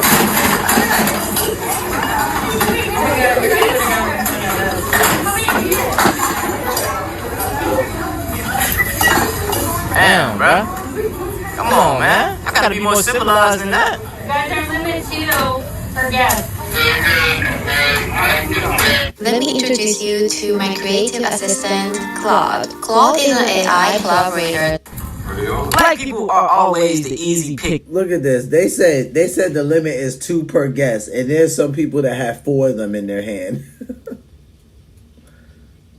You know, we can be like, oh yeah, y'all are over consumers. You guys do all this dumb stuff for a pair of Jordans, and look at how these fools acting over a cup. Now that isn't the only example. It was some Starbucks shit that came out a few weeks ago. So we got a lady picking up a cup.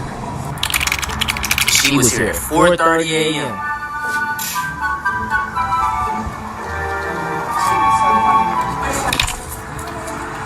That's crazy for a cup. But you know what I'm saying? Like I say, bro, black people, we got the problem like that.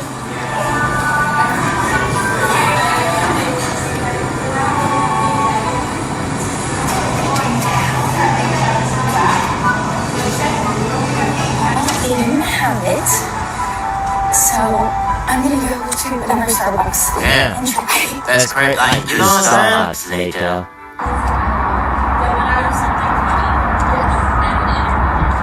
I know what the people are waiting in line. She's the first one. Hi. Oh, you got her. Look. 7:45.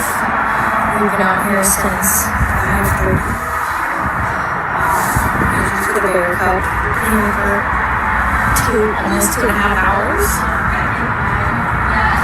We're getting up 3 stops later into 3 targets this morning, and none of them had them. So, see them on the shelf now.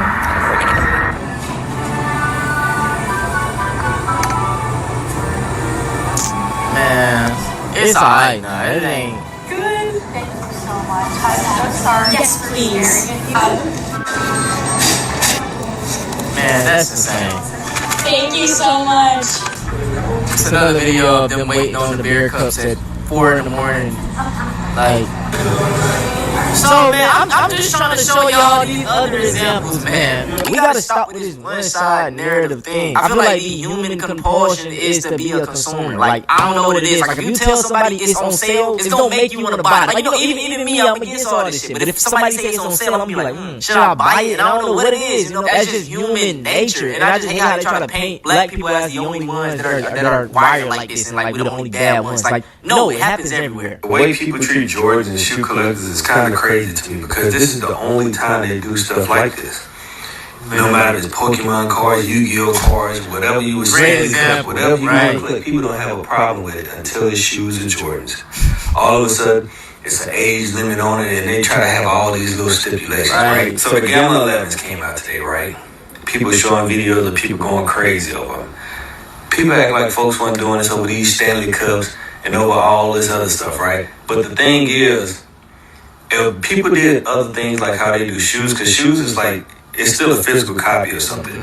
Like back when Black Friday was actually Black Friday, how people was acting in Best Buy with all that technology and all that stuff. When games used to come out, when there was physical copies, how people used to act at GameStop. Y'all need to stop this. People was literally going ham over a Stanley Cup. We just seen the videos of a Starbucks cup. And we seen who the people were. Jordans is where y'all draw the line. Jordans is where y'all draw the line. So a couple days ago, man, we had some new Jordans come out. And we all know how black folks get over Jordans, man. We had people. I gotta pause very fast. This might sound crazy. Pause. I am very true. I seen a lot of people making posts on this situation, man, and I just want to add my 2 cents.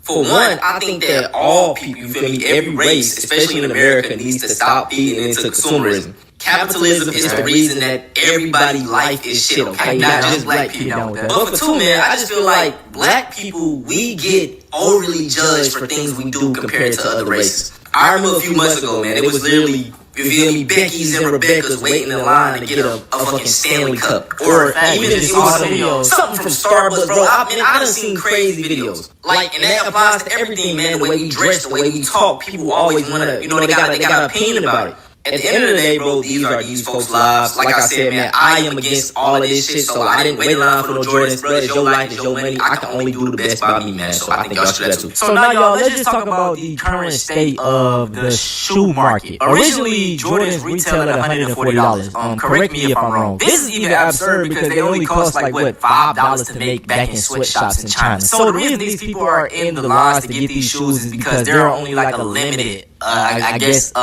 selection of shoes that drop. It's hard to get the ones online because what people do is they buy in bulk and resell at a higher price. Like, this is similar to what they do with ticket sales, and you know, it's a whole dirty game. The people that buy in bulk and they resell these shoes, they are in shambles right now. I recently came across a post of a man talking about how the business is bad right now. Does anyone want to explain why shoes are literally just dying right now? I own a sneaker store and we've been struggling for the last couple months. And y'all can say, oh, it's because you overprice things. And I know what you're going to say. Oh, it's a Yeezy. You're overpricing it. It's $110. Retails like 2-something. Market's like $190. I'm pricing it at $110. Damn. It's brand new. An off-white lot done, which you haven't been able to get for 4 years now. You used to be going for... Even at $110 for a Yeezy, I'm like yuck at this point. But hey, it like Shannon said in the chat, it happens. everywhere. Everyone has something, and it's true. Everyone has something. Yeah, and it's like it's no secret to everybody. Everybody knows that. You can look up statistically and see that the black community spends a lot of money on fashion, clothes, sneakers, hair products. This is just statistic stuff. Just like if you look up certain things, there's things that Caucasian people spend the majority of their money on, right? So that's why Antonio shows the scene of like the girls going to look for the glass bear cups that came out at Starbucks, because that was their thing, right? And then you had a group of people that were waiting at Target for I think they were at Target, right, for the Stanley cups when those things first came out, right?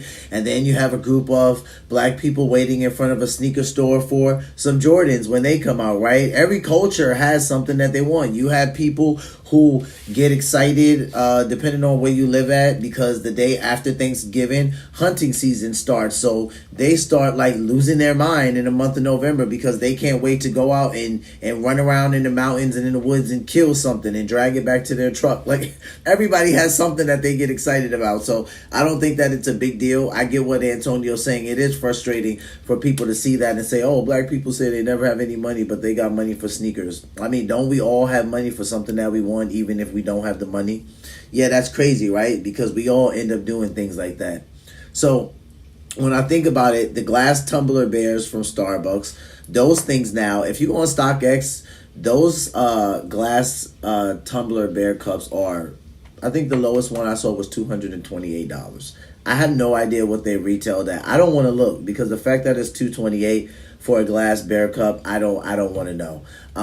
A Stanley, that pink Stanley cup, I think the last time I looked at that, it wasn't recent. It wasn't. It was probably about a year ago, actually, because I was looking at it for a gift, as a gift for someone, and it was like $400. And I didn't want to know the retail price, because I was like, if I know the retail price, I might want to jump off of a bridge.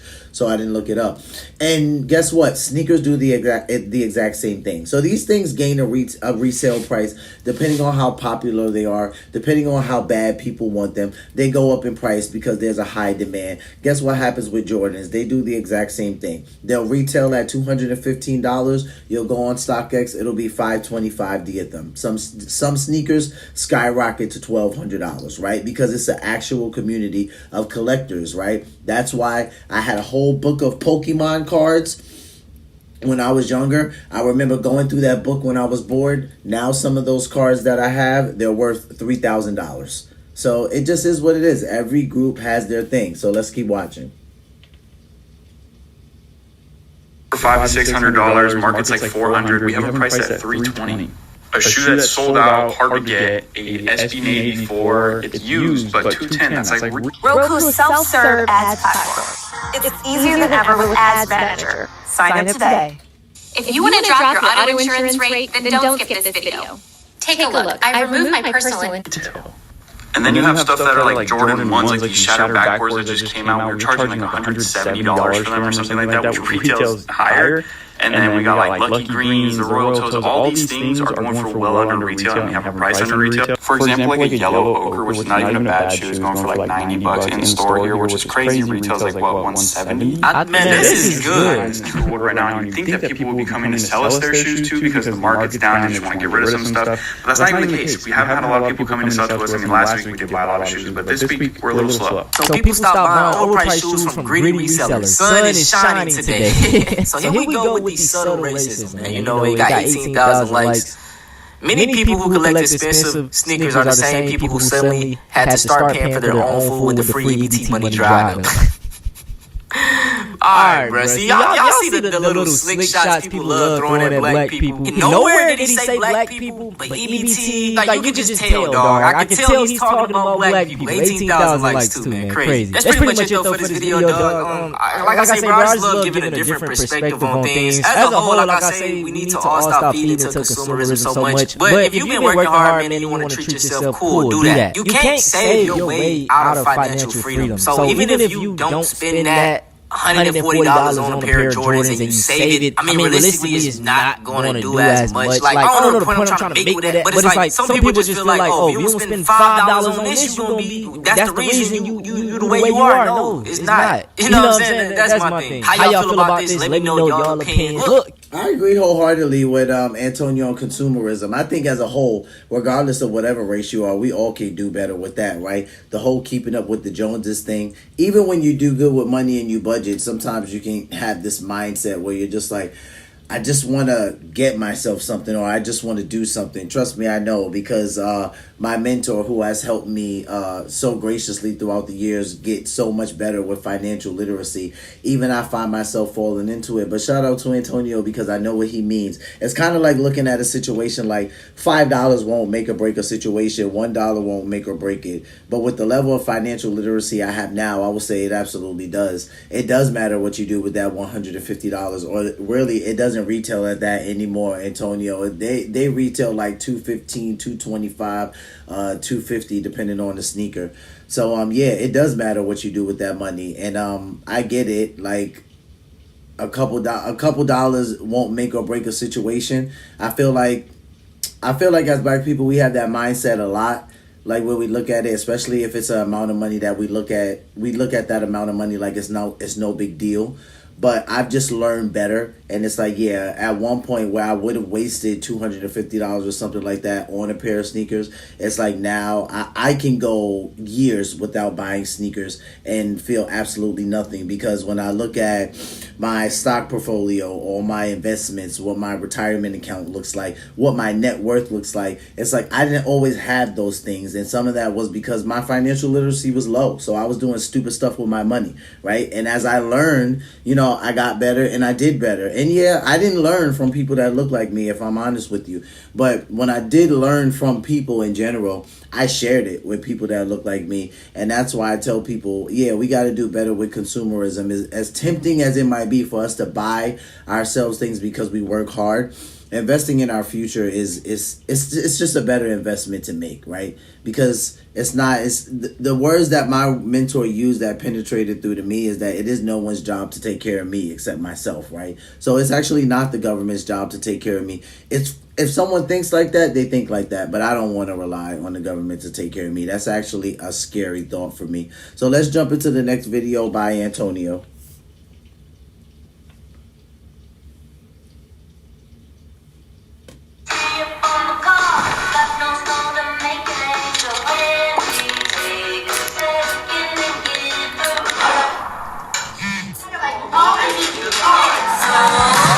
Get 3 months free of Amazon Music Unlimited. Some series was never just made for mountains. So white supremacists, they are very... All right, the incel to white supremacist pipeline. So this is Antonio Talks Again / Antonio Speaks. You guys check out both of his channels when you get a chance. So we're going to take a look at what he thinks about the white supremacist pipeline, right? So this is Antonio's opinion. We're going to take a look at it, see what he has to say about it. I thought that he did a good job covering this, but he's going to explain things based on his perspective and what he understands. So let's take a listen. So white supremacists, they are very funny to me. And to be honest, I feel sad for a lot of them. I love this picture right here, okay? The whining white man. It explains them perfectly. Many of these people love saying that black people play the victim card or we're always complaining. But to me, they have the biggest victim mentality ever. Now, one of the biggest talking points from these white supremacists is that the white population is dying and we need to do something about it. Now, I'm not gonna lie, this kind of might be true, but they are wrong about what's actually causing it. One of the biggest white supremacist that we all know is probably Nick Fuentes. I'll give him his props, man. He has a extremely large and loyal fan base, and they pretty much all follow him up to a T. But just like him and pretty much most of these white supremacists, they are virgin incels that do not like women. Women are prime gatekeepers in our country world. Men follow their lead thinking and will get delayed. Like when Dean said you can't get a GF because of what she said. You can't say anything around women anymore. The other day I said the word retarded and she looked at me like I said the N-word. Fuck them. Honestly, I'm so sick of women. All the rules and you can't say this and you know because it's like women are they don't know anything. And I'm not talking about all women. Like the women that watch the show are really smart. Nick, why do you think dating women is gay? Well, here's what I think is gay. It is gay to date women. Enough said. So this is only the tip of the iceberg of how this Nick Fuentes dude feels about women. It's so ironic because all they have to do to save their white race, their precious white race, is find a white woman and procreate with her. But no, you see, people like Nick Fuentes, they hop online, claim women are this, claim women are that. They hate women, they don't like them, and they just get so shocked when they see that white people aren't having as much kids. I care about the country. That's why I talk about white genocide. Because that is what is happening in the country. Nothing else matters. People talk about housing prices. Dude, fuck housing prices. Our race is dying. Okay? I don't care if houses cost $1 million. It would be worth it if we lived in a white country. We are living in Africa. We are living in Mexico. We are living in a Middle Eastern bazaar. We are living in India.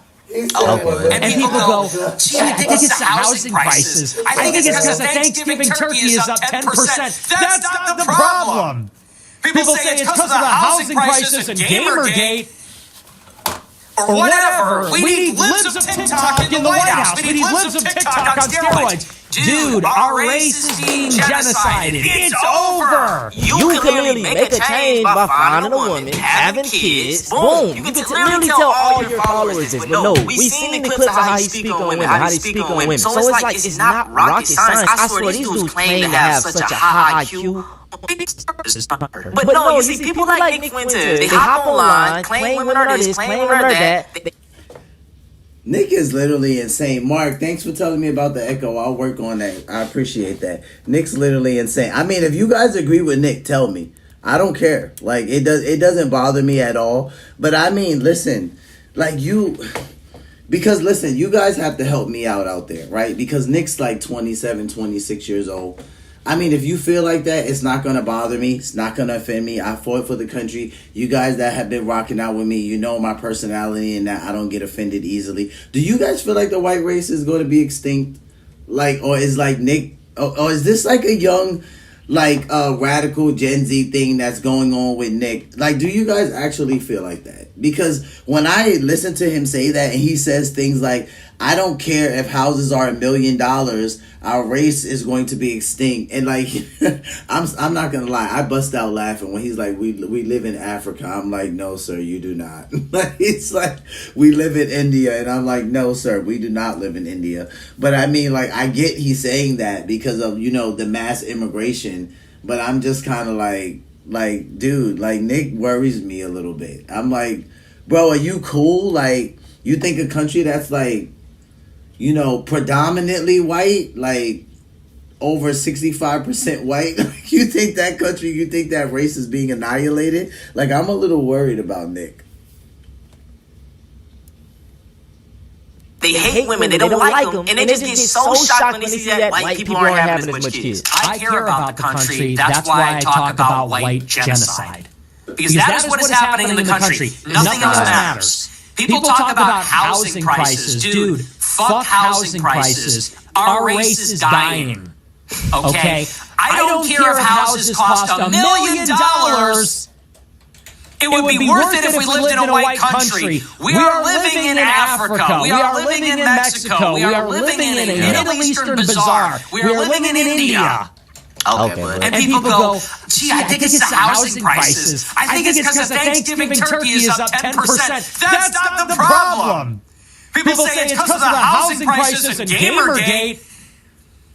Or whatever. We need libs of TikTok in the White House. We need libs of TikTok on steroids. Dude, our race is being genocided. It's over. You can literally make a change by finding a woman, having kids. Boom. You can literally tell all your followers this. But no, we've seen the clips of how he speak on women, how they speak on women. So it's like, it's not rocket science. I swear, these dudes claim to have such a high IQ, but are very dumb at the end of the day. You know what I'm saying? White people are being shamed and guilted. We are being beat up and murdered in the streets. Oh, they want us gone. Oh my God, bro. What, the victim card. God damn, pull yourself up by your boot. God.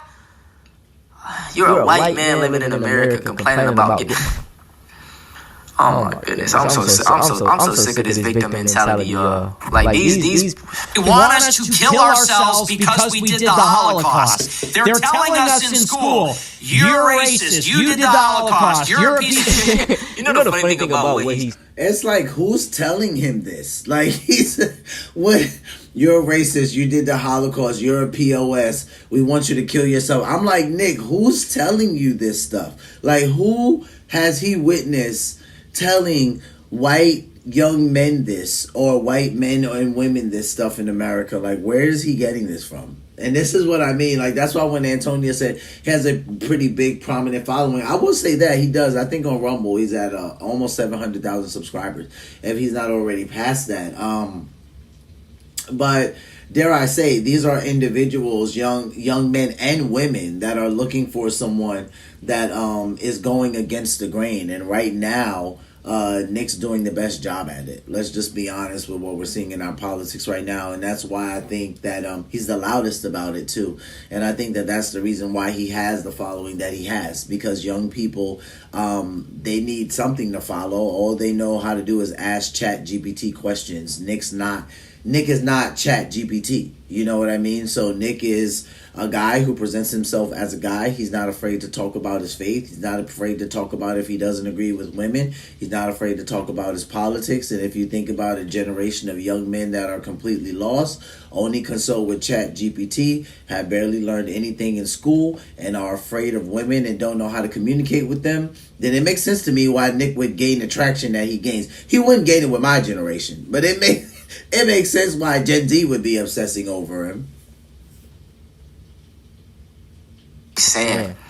No, all of his history is actually watered down. Things get really worse than what they tell you in school. Like, I hate even bringing up slavery because that's pretty much all they teach in school about black folks. But let's talk about slavery. They really don't even go into details of how bad it really was. They literally used to eat us. There are cookbooks. You know what I'm saying? Like, you can't really find this stuff on the actual surface of the internet. When you look into, there are lots of books, there are lots of... Like, it's backed up. They used to literally eat people. Even the transatlantic slave trade, it changed the pattern of the ocean. Like, sharks would literally follow because they were seeing that, all these bodies are getting dropped over the sea. This is free food. So like, their patterns literally changed because of slavery. But they also don't talk about how King Leopold II killed 3 times as many Africans, 15 million, but he is nowhere mentioned. Bro, they watered down how bad y'all really were. You know what I'm saying? Like, they don't like to take accountability. Like, they love to glorify Rome and all this other bullshit. But when it comes to actually confronting what y'all really do, why you bring up the past? We don't claim that, but y'all want to claim Rome, though. You know what I'm saying? You're mighty and proud for shit like Rome, but when the actual other dirt is brought up, oh nah.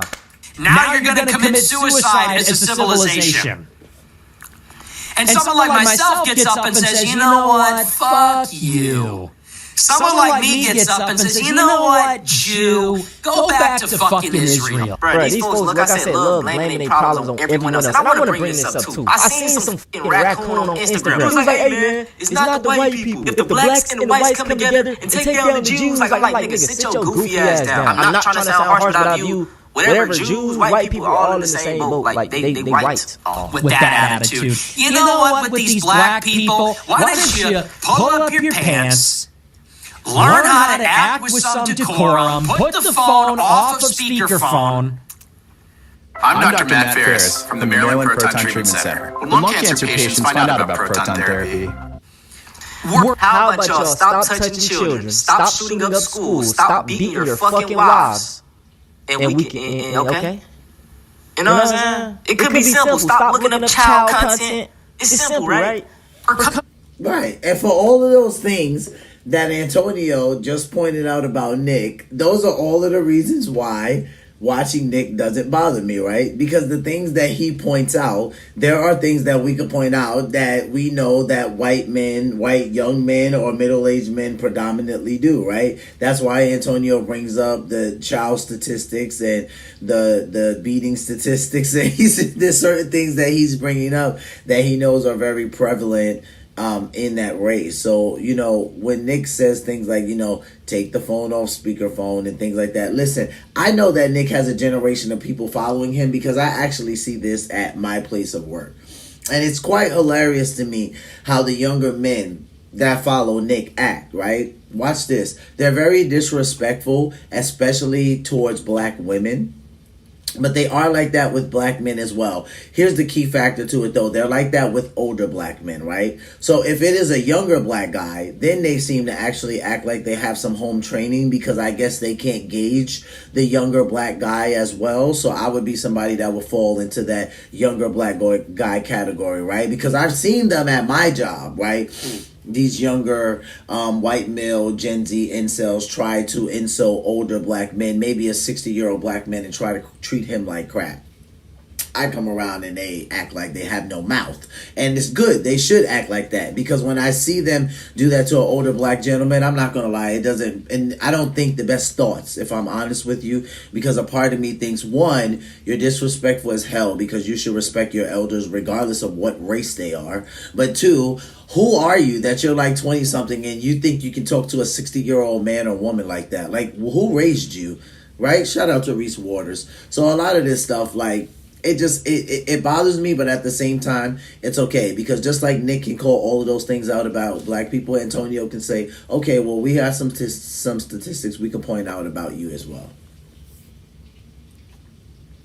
Coming up to these people and saying, hey, this is our country. Everybody's going to behave now. And they wonder why people like me. They wonder why people support me. They wonder why they go for me and they don't go for, you know, whatever that was at the convention, whatever's going on in MAGA world, where they want 50-year mortgages, and they want to bomb Iran, and they want to have H-1B visas, and the Epstein files are going to be buried under the White House. They wonder why. They say, gee, it must be housing. Gee, it must be because the left bullied white people. Dude is a clown, man. Like I say, if they want to fix all their race-dying issues, just have kids. I'm off of Nick, man. Like I say, I feel sorry for these dudes really at the end of the day. Let's talk about another white supremacist that I featured in one of my videos. His name is Woman Propaganda, a very large Instagram real creator. He got exposed bad, really bad, a couple days ago. But let me show you an example of the type of videos he makes. Until white people stop being scared of getting called racist, we're not going to take our country back. This is why I want to normalize saying nigga, even saying nig. Oh shit! Are you ever worried about getting jumped for the content that you do? Because like you said the N-word multiple times, like your whole face is out there like saying the N-word with the hard R. Are you worried that people are going to come up to you and like threaten you? Black people are violent, so it is a risk for sure. Don't you think it's fair that they're violent though? If you're like saying the N-word like with your chest out? No, you have no right to be violent over some words. Fuck you. Now, I can't even show what actually happened to this dude, but I'm going to show the moments leading up, and then I'm going to like blur out the actual moment. That's kind of crazy. He says you have no right to be violent over some words. So what about, like, you know, during the time of slavery? I don't even want to hear no one talking about some, oh, well, Q, that was slavery. So, you know, that was like your job. Just shut up. Stop lying to yourself. So what about the time during slavery where, like, you know, a black man says something about the white slave owner touching his wife or touching his kid? And what you think happened to the black guy when he opened his mouth? I think that the white slave owner got violent over some words, weirdo. Let's let everybody in. Foreigners are racist. Let everybody in. Let everybody in. Foreigners are racist, guys. One country. 10 million Indians. Come on. Come order. What are you talking about? Do you think foreigners are racist? You're Jewish. Look, y'all, look. Walk away. I had to blur it, but he motherfucking pimp slapped his ass, y'all. You feel me? Penguin right here. This is Penguin. I just got punched in the face by this. I got punched in the face by this guy. Hey, he went to go tell the teacher. Jewish guy was yelling, everyone's a Nazi, and then I told him to go back to Israel. And then this other guy just slapped me across. Kevin Smith just slapped me across. Hey, nigga, Nick, not even listening to him, bro. This is so bad. I feel bad for bro. The nigga Nick said, that's crazy, bro. And then turned and talked to the other dude. Now, here's the thing, right? So, like, This was funny to me too, because I mentioned it earlier in the live stream. I said it's like he ran to Sneeko and Nick to tell, and Nick just says, "Man, that's messed up," and then starts introducing him to the other guy, and then Sneeko kind of is like, "Listen," and this Sneeko kind of looks at Nick and is like, "Yeah, we're gonna go do this thing. Like, let's walk over and go." Pause for the cause. Free information. This couldn't have been black people. This couldn't have been black people. See what I'm talking about? Like, there's no way, especially black people that was cool with each other and we all knew each other. Bro, my man cannot run from down the street talk about, "Yo, Q, I just got punched in the face." I'm going to be like, "Oh, God, here we go. It's about to be a long day." Oh! You can't make this shit up, yo. Nice to meet you. Yeah, nice to meet you. What's going on? Good to meet you. Are you okay? I literally just got my shit reset. Fuck. What you doing here? He hit me. Just hanging out. Not even. That's crazy. Now this dude has pretty much lost all his credibility, man. If you go on Instagram right now, under every single video, there's just like where your videos don't hit the same anymore. Like you done lost your aura. Like it's just he lost all his credibility. And guess what? He also linked up with another white supremacist, but a woman. The young white man, you are truly alone. All the young white guys need to team up. We already starting off with the victim card. These motherfuckers have a victim mentality. God damn, whining white man. Shit, we tired of hearing about it, bro. We understand y'all got a hard life. You can't take the sun and shit, whatever. Damn, get past it, bro. Fuck out of here. It is us against the world. Everyone hates us.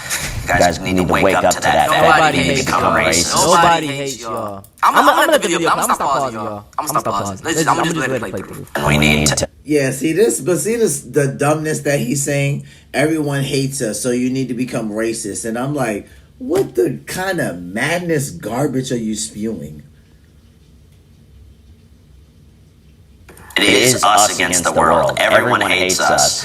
You guys need to wake up to that. Nobody hates become racist. Nobody hates y'all. I'm gonna let the video. I'm gonna stop pausing, y'all. I'm gonna stop pausing. I'm gonna just let it play through. And we need to take charge. And by the way, don't buy into this propaganda that, oh, white girls are just whores. Let's go to fucking Colombia and get a cheap hooker. Yeah. This passport bro bullshit, that's a Jewish. I'm gonna say this, by the way, she has a biracial child. Well, I heard that, by the way. I'm not sure if it's true, but I believe she has a biracial child. So, you know, she like bouncing on black bigger lane. You know what I'm saying? She probably was in a defiance moment of her life. Who knows? I don't know if it's true, by the way. I don't know.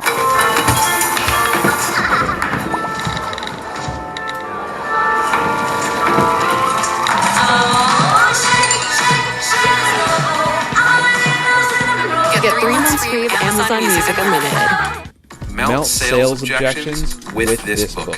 I just got my black book of questions in the mail. Just say that. Jewish as fuck. That's a Jewish psyop to make you have mongrel babies. If you're non-white, if I was non-white and I said I'm not gonna pause, but I have to, like, she's not even a real blonde. And I don't even know she's a real. She maybe got contacts in.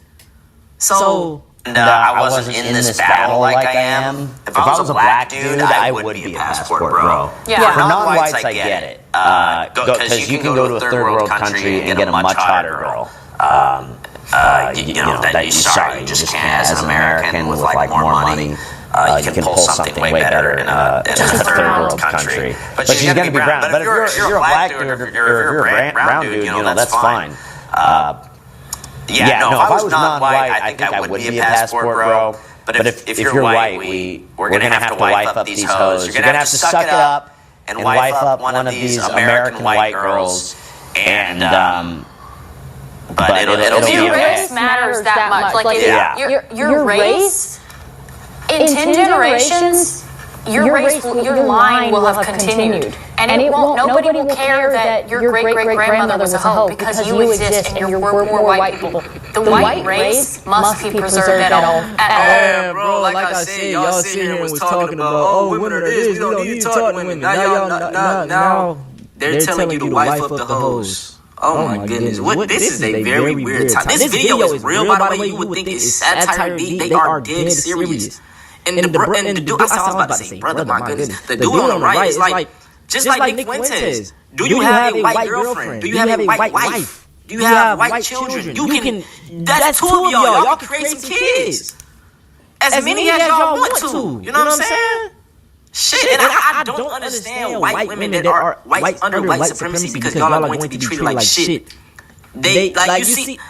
Oh my goodness, bro. They talk about having low IQs, but causes. And by the way, girls become hoes when they don't have a guy putting them in line. So if most girls will take on the mindset of the guy that they're dating. So if you're conservative, I'm not saying go out and she's a fucking pick-me. She's trying, like, you know what I'm saying? And I mean, that is true though. A woman will align to what more of the man's ideology. So I guess that she is, but it's like she's come off as very pick-me. Because like I say, I heard she has a black, you know what I'm saying? I don't know if she's married to a white man. I'm not in all their business, so I don't know. So you can tell me if I'm wrong or not. But get some radical, insane liberal, like that's beyond the pale. But most girls will kind of meld into who you are, and if you just put them in their place, it'll be fine. This is crazy. She is on some damn. You really want to be picked. How about you talk to I bet she won't even talk to him though. She won't talk. She ain't gonna talk to bro right here though. Well, and again, circling back, this is why I disagree with these pastors telling all these young men to wait till they're married, because none of the girls are virgins. Being a virgin man marrying a non-virgin woman is a terrible idea. You have no idea what you're getting. She's going to be able to just totally control you. You have no idea what you're getting into. So I do not, in America in 2025, I do not recommend waiting till marriage. As a man, if you're a woman, try and stay pure. But as a man, none of the girls in this country are. Now, what kind of ideology is that? What is it? What kind of dumbness is that? He said, if you're a girl, try to stay pure. But if you're a man, I think that's dumb. Okay. And these guys are supposed to stand for being Christians, right? And following Jesus. And what part of that is Christian, right? That you're supposed to both get married as virgins, right? Not just the girl, weirdo. I can't believe he actually said it out loud. And he said it so confidently, like he makes sense. He literally said, if you're a girl, try to stay pure. But if you're a man in 2025 in America getting married, that a virgin, that's just a horrible idea. I'm like, oh my God. I feel sorry for the woman that this guy marries. Virgins. You're not going to find a virgin wife. Hey, look though. I hate the comparison of men and women. Like, men can be out here doing this thing and a girl can't. I think both shouldn't be doing it. That's my opinion. As a man, what you will notice is, bro, if you like a very, I'm trying to fuck this bitch, I'm trying to do this, I'm trying to do that. Down the line, bro, you're just chasing something that is like, you're never going to be fulfilled. The greatest thing a man can do, especially all my young brothers, man, if you can control your emotions, control your gut, and control your fucking Johnny down here, you will be the strongest man in the world, you know what I'm saying? If you can keep your body healthy by eating the right foods, if you can control your emotions by not getting angry or not trying to be the toughest dude, or also knowing when to assert yourself in the right light, you know what I'm saying? If you know how to control that, and also you know how to control, you know what I'm saying, lustfulness and chasing after the tail, sticking your shit in anything, like you will be the strongest man in the world, bro. So that's my advice to all my young brothers out there, bro. If she's going to be ran through, you need to be ran through as well. Ran through. Men don't run through, men do the running through. But we're gonna do it. Go rack up a body count and then get yourself one of these ran through white women. I'm sorry, we have no choice. This is the situation. And then hopefully our children can grow up in a country that's not totally. That's it for this video, man. These white supremacists are complete clowns, bro. Complete shit show clowns. And it's hilarious to me because, like, I used to say, I don't even get mad anymore. I really, like I feel bad for these dudes because when you look at their real life is shit. They don't have nothing going on, bro. They're not happy. It doesn't seem like, I feel like they're just, I don't know, man. Shout out to all the white folks that not like this. I'm not a black supremacist. I know I'm gonna get some. Like I said, I'm getting black supremacist comments. It's really a compliment. I'm not gonna lie. I take that as a compliment. But I'm not a black supremacist. I love everybody. Shout out to John Brown, greatest white man of all time, by the way. Jeff Hardy as well. But anyway, if y'all want to see something similar to this, go check out Black People, Jordans, and Consumerism. Introducing Bay Knolls, a community of new luxury villas in Selbyville, Delaware.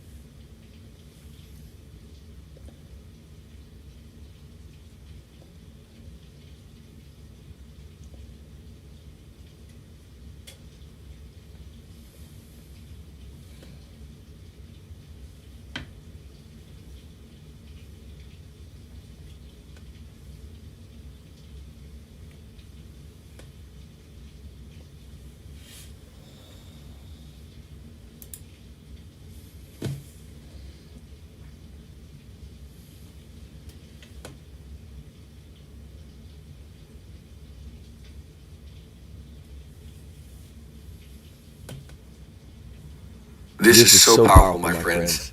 In the clip that I'm going to share with you, you're going to see Jewish people in Israel being read passages from Scripture and then asking them where they think it comes from. They believe that it's about Jesus and from the New Testament. But when they hear the truth, well, I'm going to let you watch it for yourself. All right, guys, so we're going to go to the last clip of the live stream. You guys know that we usually end the live stream with a Christian clip. We either end it or we begin it with a Christian clip. So shout out to all you guys that have stayed around until the end of the live stream. Shout out to Truth Be Told. Truth Be Told. That's whose channel we are currently watching. You guys go check his channel out when you get a chance. Let's take a listen. This is deeply prophetic. So hit that like button. Let's reach more people with this truth, and let me know what you think in the comments. Let's check it out. Okay, listen closely. He was pierced for our transgressions. He was crushed for our iniquities. Punishment that brought us peace was on him, and by his wounds we are healed. By his wounds we are healed. So where is this from? The Old Testament or the New Testament? I want to say the other one because it doesn't sound like the Tanakh. ברית החדשה. ברית חדשה. זה ברית חדשה. New Testament. No way. Old Testament. Tanakh. Why do you think that's from the New Testament? It sounded like they were talking about Jesus. אני חשבתי שזה מדבר על מריה ועל ישו ועל כל זה. I don't know why it's feeling. I can't say why.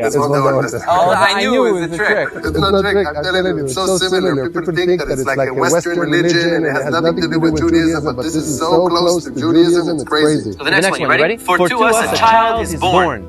A son is given, and the government shall be upon his shoulder. Everlasting Father, Prince of Peace, New Testament. Again, I would assume that this one is from the Brit Hadasha. New Testament. The other one, what's it called? The New Testament. Something about the Prince of Peace. Right. Like it got me right away. No, I mean, yeah, it definitely sounds like New Testament stuff. Excellent. Tanakh. Really? Yeah. One more. Come on. They will look on me, whom they have pierced, and they will mourn for him.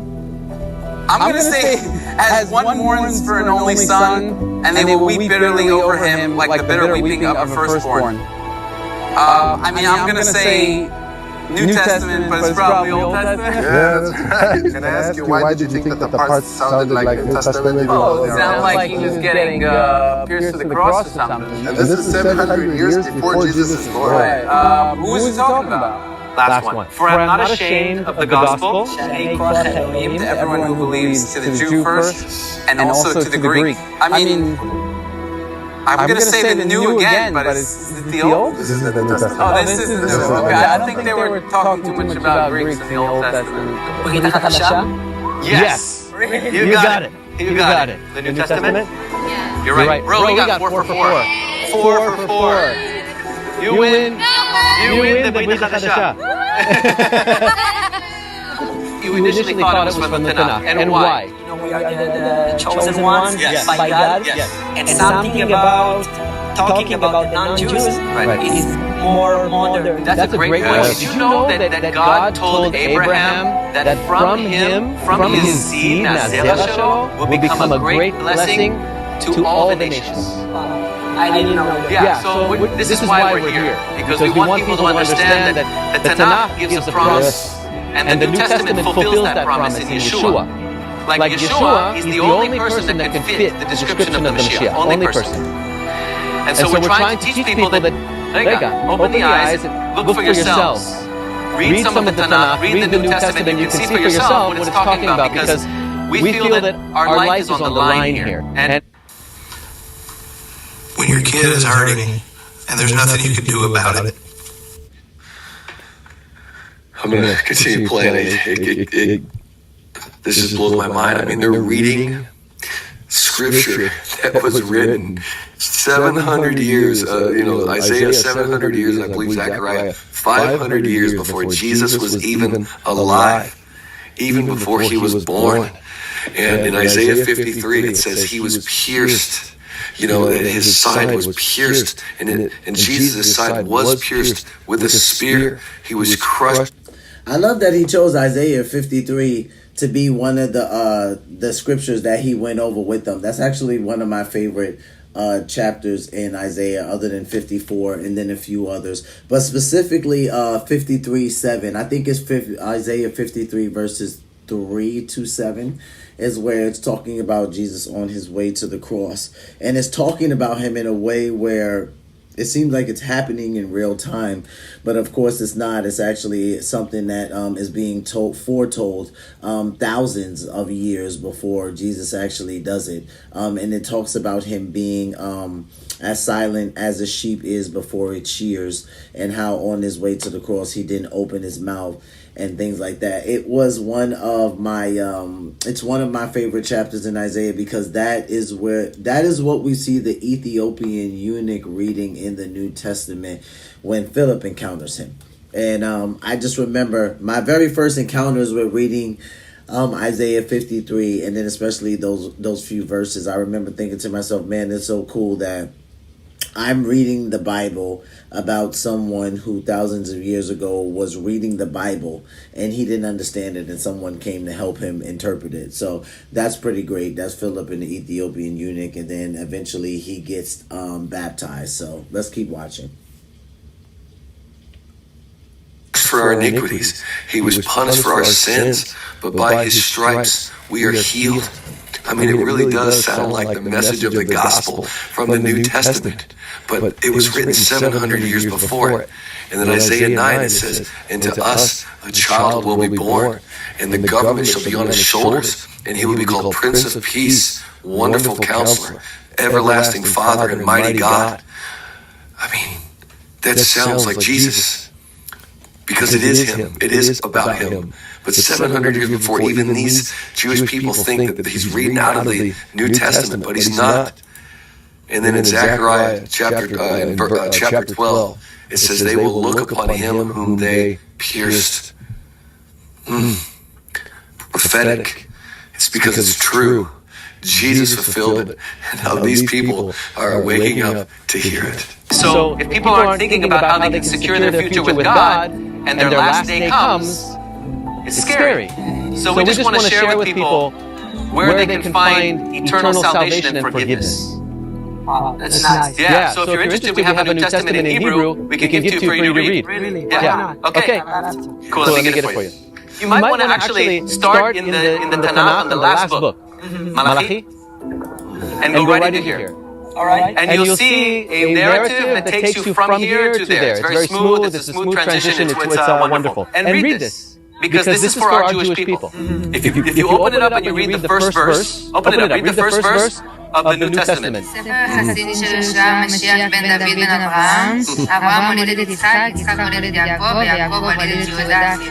Okay. So does this sound like something foreign to our Jewish people? No. Does that sound like something Zao?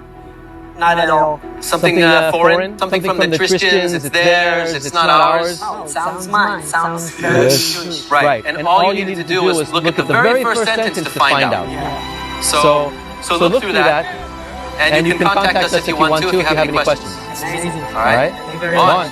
You were amazing. Thank you. Assalamu alaikum. Does it sometimes feel like your income is lacking barakah? The power to witness, the power to just go out and read the Bible with people, to share the way that God leads you to share with others in love, because these people matter. God loves the Jewish people. I mean, Jesus, when he came to this earth, he came to the Jewish people. They are the chosen ones. I mean, you even heard it for yourself. He came first for the Jews and then to the Greeks or the Gentiles. He loves them, and I'm so thankful that this ministry is going out there and reaching them and sharing that their Messiah has actually already come. As he read in Romans, Romans. Yeah, it's a great thing to see. It's I just think about so many verses and conversations I've been in the past where people ask, well, did the church replace the Jews? And, did the church replace Israel? They'll say, and like, the church is the new Israel, and just how, the Jews don't even believe in Jesus, and there's only a certain amount of Jews that are Messianic Jews. And so just to see this, shout out to Truth Be Told for covering this. I think it's awesome. I think it's kind of funny to watch them read in the beginning and kind of guess old and new, because I can see how some of the Old Testament scriptures sound New Testament just because of what's happening to Jesus maybe in that present moment. It would sound like it's happening in the New Testament. That's why some of them said it sounds like he's on his way to the cross, or like it's happening like, in that moment. So yeah, shout out to that ministry and them just going out to these Jewish people and helping them understand scripture more, and understand that their Messiah has already come, so there is no need to continue to wait any longer. And shout out to you guys, man. W chat, man. I swear, I feel like I have like the best channel on the planet, the best chat in the planet, the best mods. Like I am where the Lord wants me to be. So right now, like the size of where I am at and what I'm surrounded around when it comes to like you guys and what I'm doing with YouTube, I'm extremely grateful. I'm grateful for you guys jumping in, interacting, saying what's up, sharing your opinion. You guys who jump in and out of the live stream every day, you already know my personality. You know how I am. And that's the thing about hanging out with somebody every single day. You just get to see things. You get to know things about them. So I appreciate you guys. Merry Christmas to everybody. Happy holidays. It's past midnight, so we are 4 days away from Christmas. I know that Christmas is not a happy time for everybody. Let's just be transparent. As someone who works in ministry and who's gotten a chance to counsel and walk with people throughout holiday seasons, the holiday is not happy for everybody.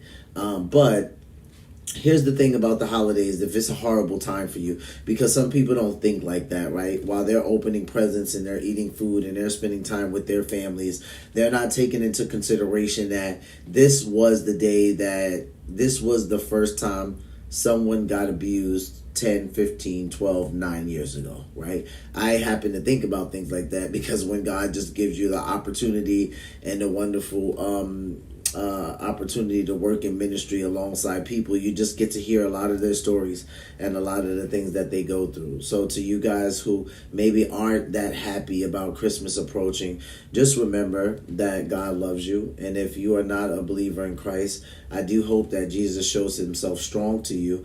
But also remember that in America, we're very shallow. So Christmas is just one day. Right? You just got to get through one day for those of you who hate this time of year, because a lot of people don't speak to that, but it's a real thing. The holidays are not a happy time for everybody. So God bless those of you that are actually hurting during this time and you're not happy, and the Lord sees that, right? And just be honest with him about how you feel, because the Lord is close to the brokenhearted. So shout out to you guys for stopping by, hanging out in the live stream. I'll be back.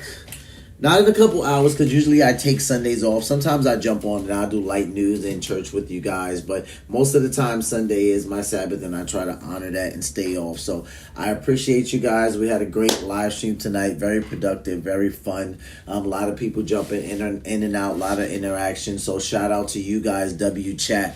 I will see you guys on Monday. Shout out to you guys. Enjoy the rest of your weekend. Spend time with your family, your loved ones. Happy holidays. Merry Christmas. Take care of yourselves. Take care of one another. Love yourselves. Love one another. Be peaceful. And share Jesus with somebody. Peace.